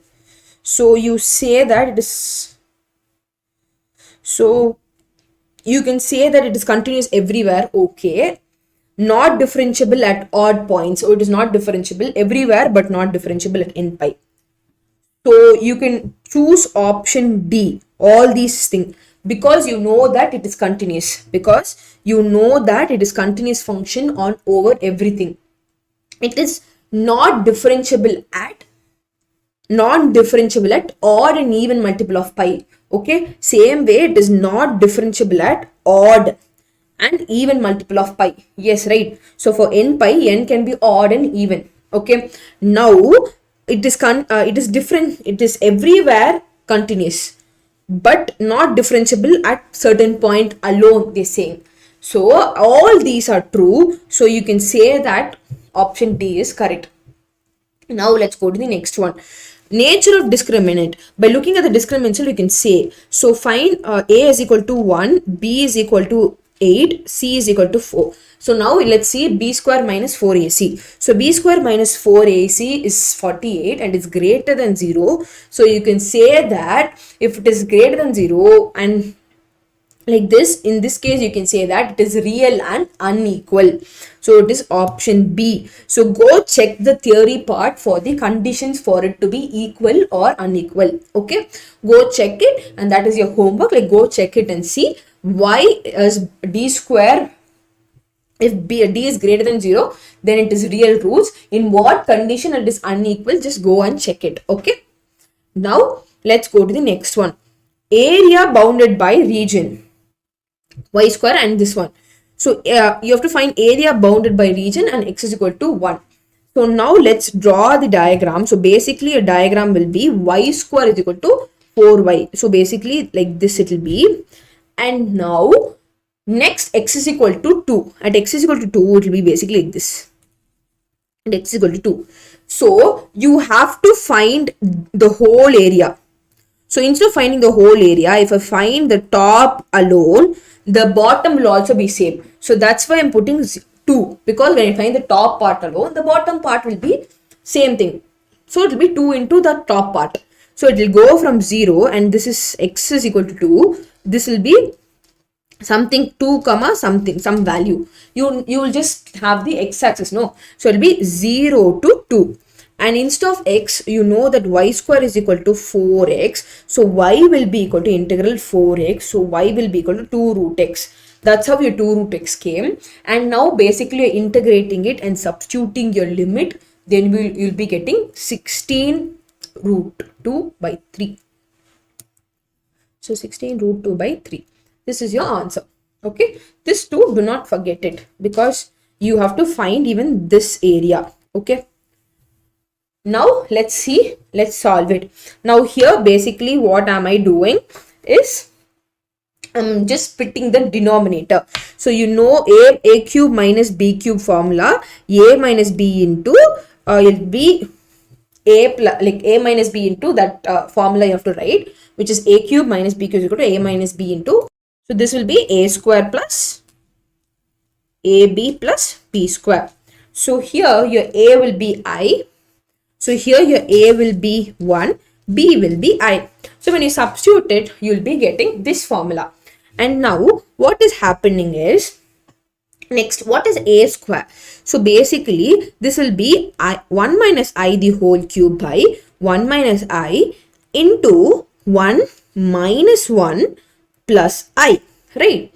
Then what will happen? So next, when I take this, 1 minus I the whole cube is equal to 1 minus I into I. So this will be 1 minus I the whole cube is equal to I minus I square. So it will be 1 minus I the whole cube is equal to I minus of minus 1. So 1 minus I the whole cube is equal to I. So that's how you got this one. Okay. And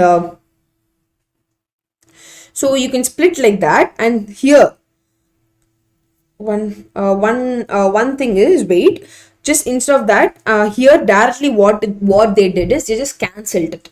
So for cancelling, and they for that it will be what I did was I just took this inside and I was doing. Instead of that, we can also do it like this one. So they just cancelled this and this. So it will turn out to be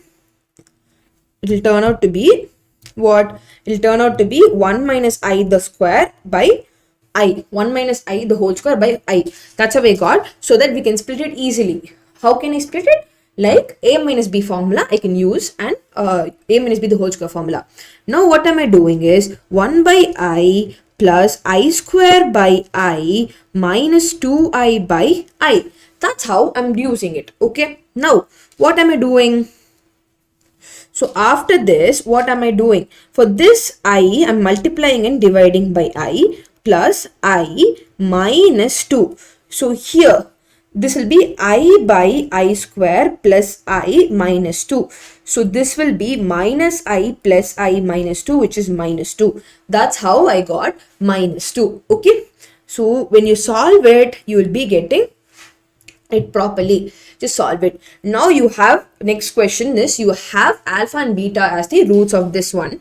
Now you have to find these things. Okay. For this, I know that what is alpha and beta are roots. So for finding alpha and beta, you'll be writing it as minus b by a. So what is a here, which is 3, b here minus 2, c here 1, and alpha beta is c by a. So it is 1 by 3. Okay. Now, as it's given that alpha and beta, sum of two roots is 2 by 3, product of two roots is given. Okay. Now what am I doing is, from this I'm taking 3x alpha square common. So it'll be alpha plus beta. I'm just writing the remaining. And from these two I'm taking, what am I taking? No, not from these two. From this and this, I'm taking 4 commonly outside. So it'll be 4 into alpha plus beta. This directly I'm writing it here. Now, here what am I doing? Instead of this, I'm substituting 2 by 3. And instead of this, I'm substituting 2 by 3. Instead of this, I'm substituting 1 by 3. Remaining, I'm writing it as it is. So it will be 2 alpha square. Here 2 alpha square, I'm writing it as it is. It is 8 by 3 by 2 by 3. So this 2 and this 2 gets cancelled. And remaining 8 by 3 is 6 by 3, which is 8 by 3 minus 2 by 3 is 6 by 3. So you'll be getting 2. So 2 is your right answer, which is option C. Okay.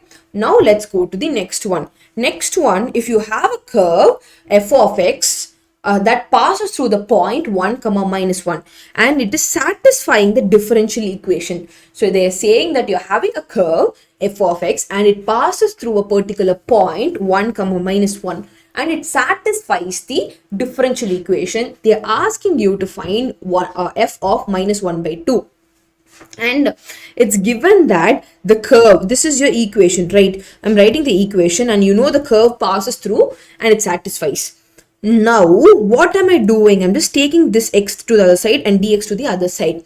So I'll be getting it as like this. Now what am I doing is I am multiplying it inside. So basically this will be y into y plus xy square by x is equal to dy by dx. Now I am splitting it and writing. After writing this, I'm taking this to the other side. Okay, so it will be dy by dx minus y by x is equal to y square.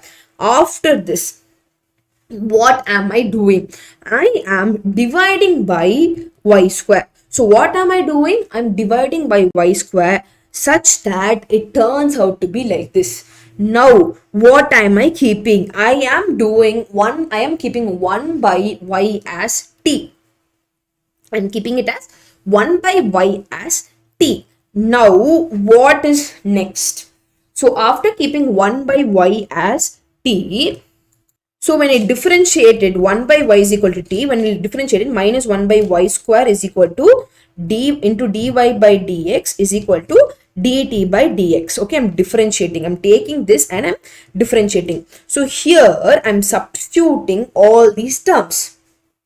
So basically I'm substituting 1 by y as what? So instead of this 1 by y square, I'm getting it as t dt by t, right?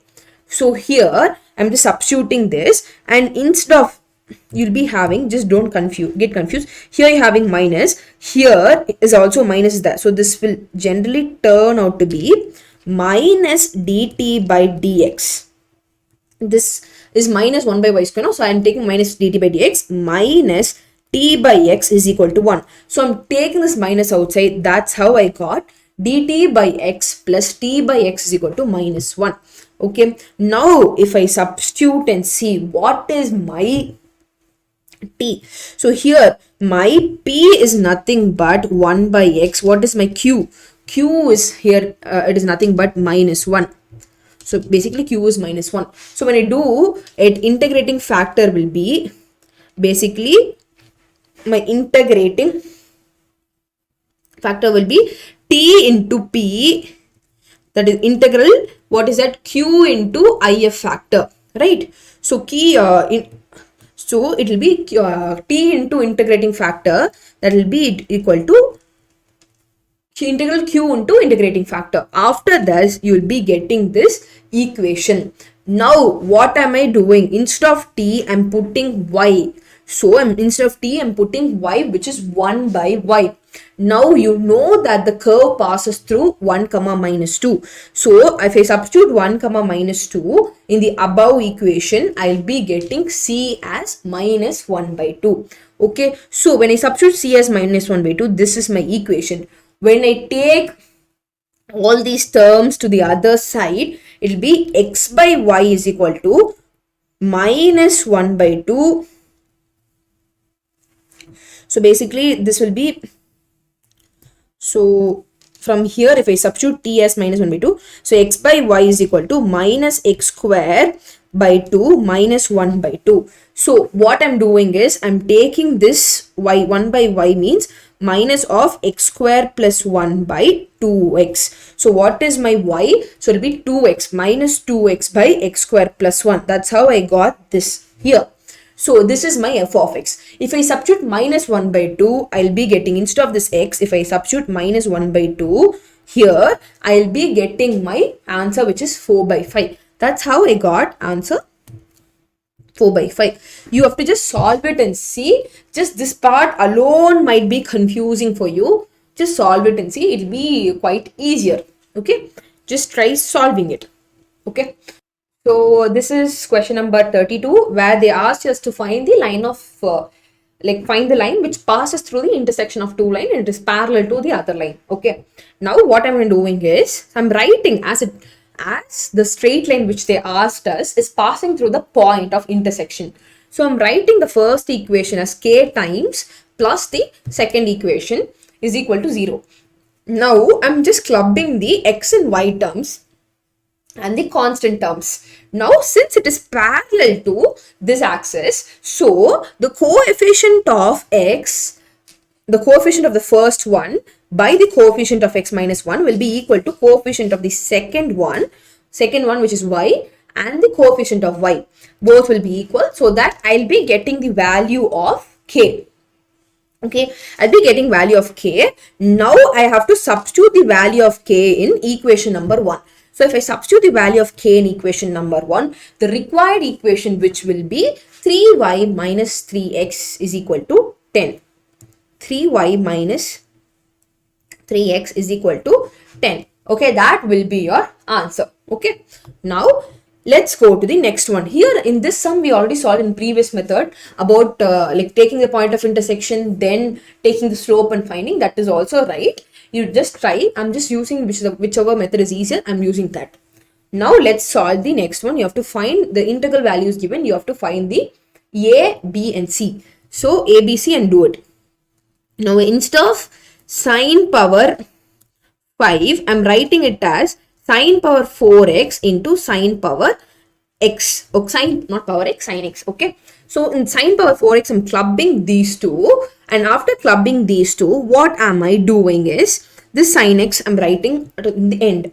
For sine power 4x, I'm writing it as sine square x the whole square.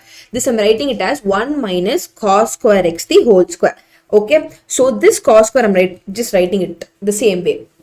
Now what am I doing? I'm putting cos as t, and then I differentiate it. It will be minus sine x dx is equal to dt. So instead of the sine x dx, I'm putting dt, and instead of cos, I'm putting t. Now I'm expanding the equation, then I'm multiplying it inside. I'll be getting just the algebraic terms. Now when I integrate, you'll be getting in terms of this, and I'm just instead of t, I'm substituting cos.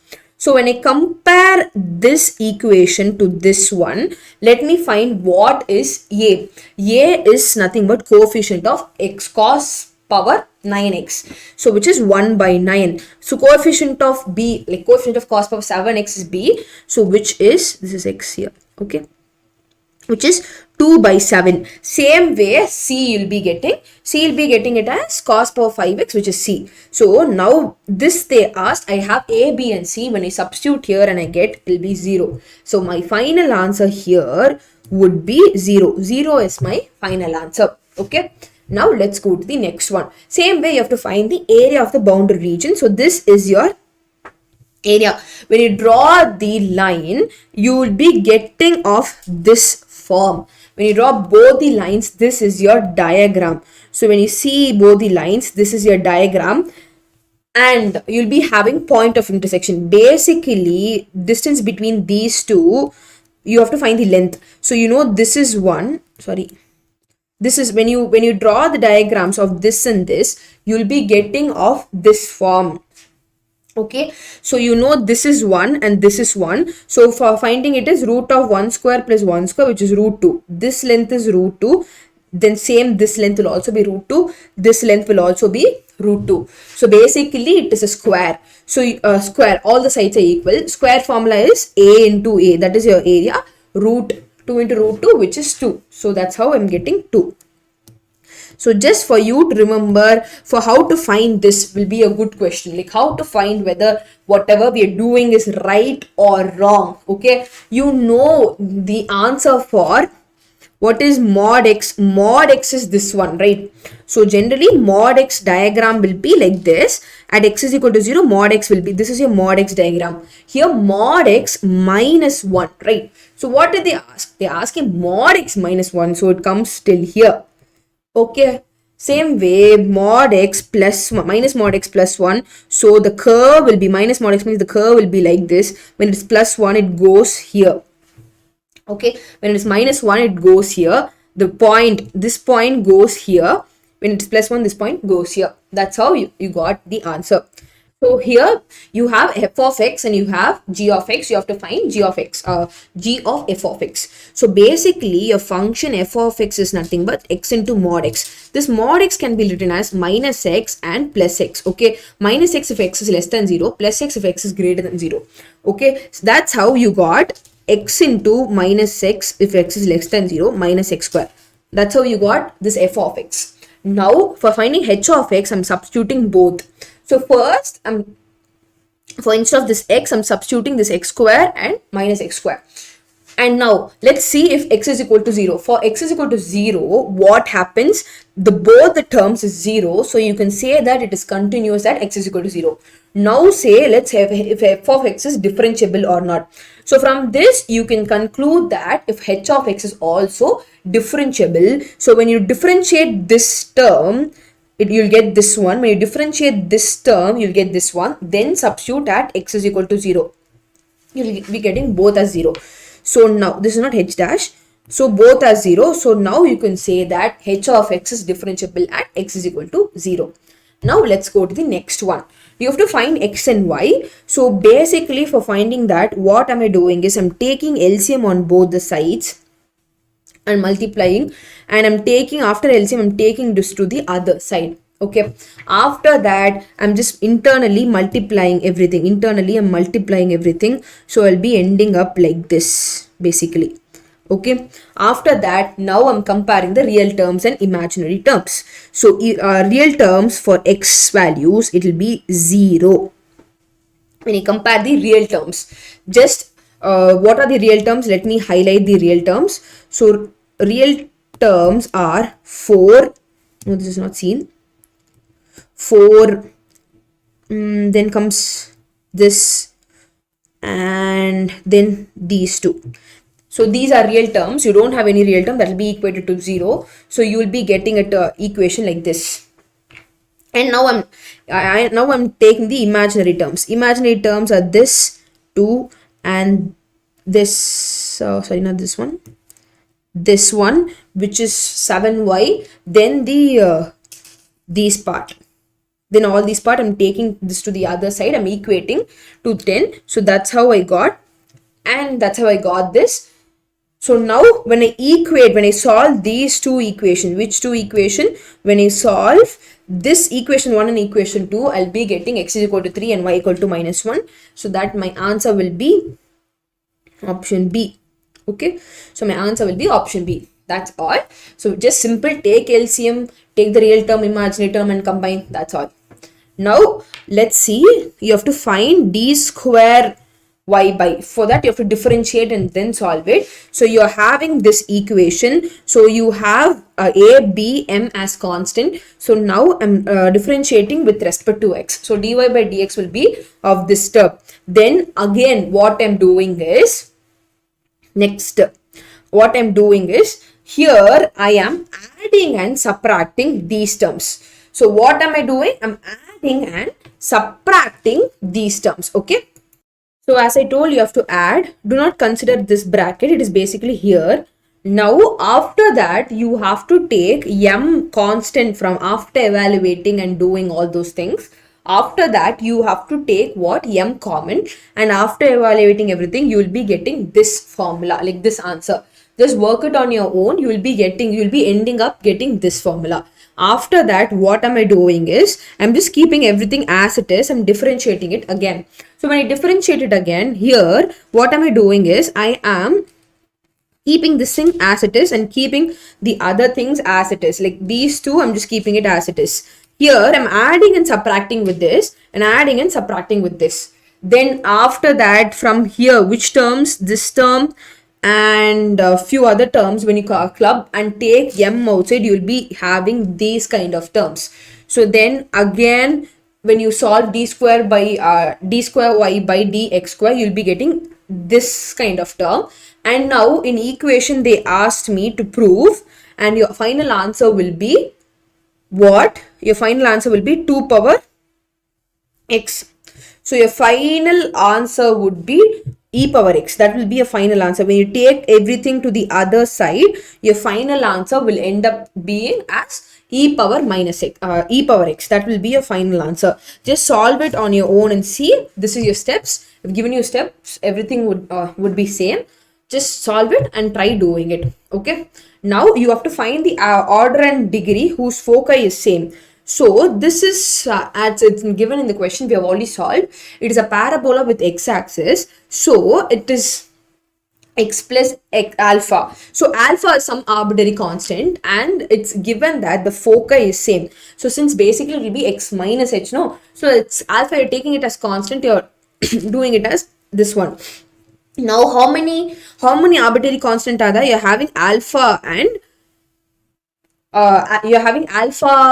and a. So basically you'll be having order 2.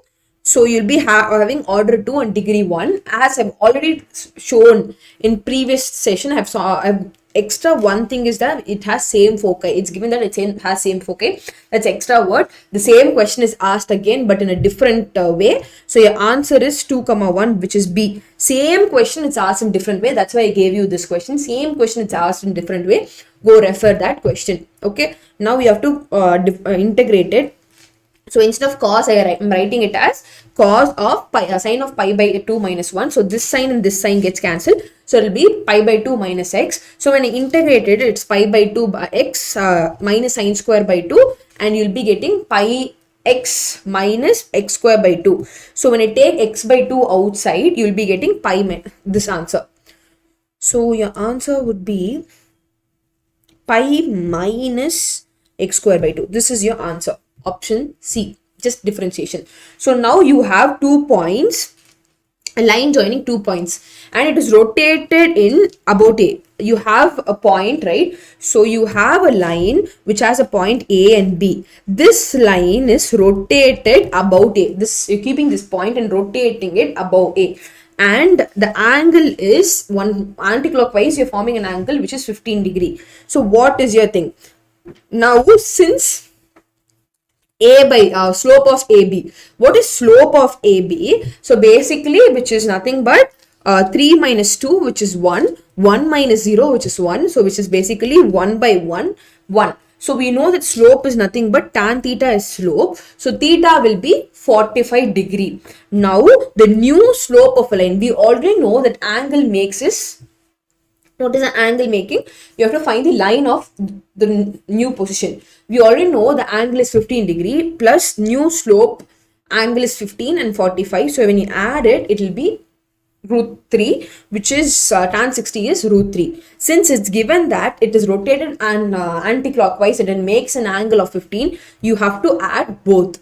Now what I should do is basically y is equal to mx plus c. This is the equation of line and m is root 3. Since it passes through 2, 1, since it is rotated in that axis, rotated with respect to 2, 0, I'm just substituting 2, 0 to get my constant value. So if I substitute 0 as x as 2 and y as 0, I'll be getting c as minus 2 root 3. Now if I substitute, then I substitute in above values, now I'll be getting option A as correct option.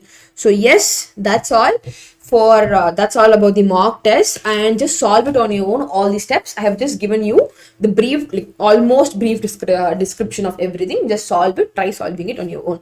So yes, thank you and have a nice day.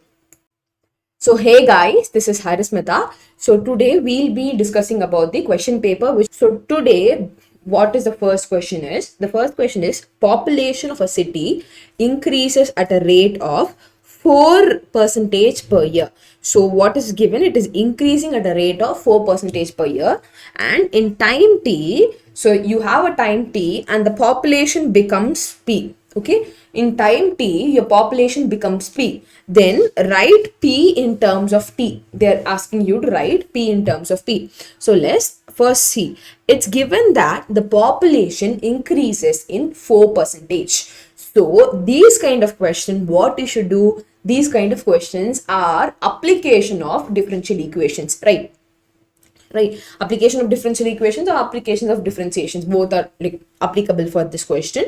So basically, it says you are keeping p as population, and the population of the city increases at the rate of 4 means. So dp, when you differentiate it, dp by dt is 4 by 100 into p. 4% of the population, which is 4 by 100 into p. Now I'm taking this p to the other side so that it becomes dp by p is equal to 4 by 100 into dt. Now what am I doing? I am integrating on both the sides. After integrating on both the sides, I will be having 1 by p, which is log p. Then it is nothing but integral dt. So which is t. So I'm writing it as, this will become 4 and 25.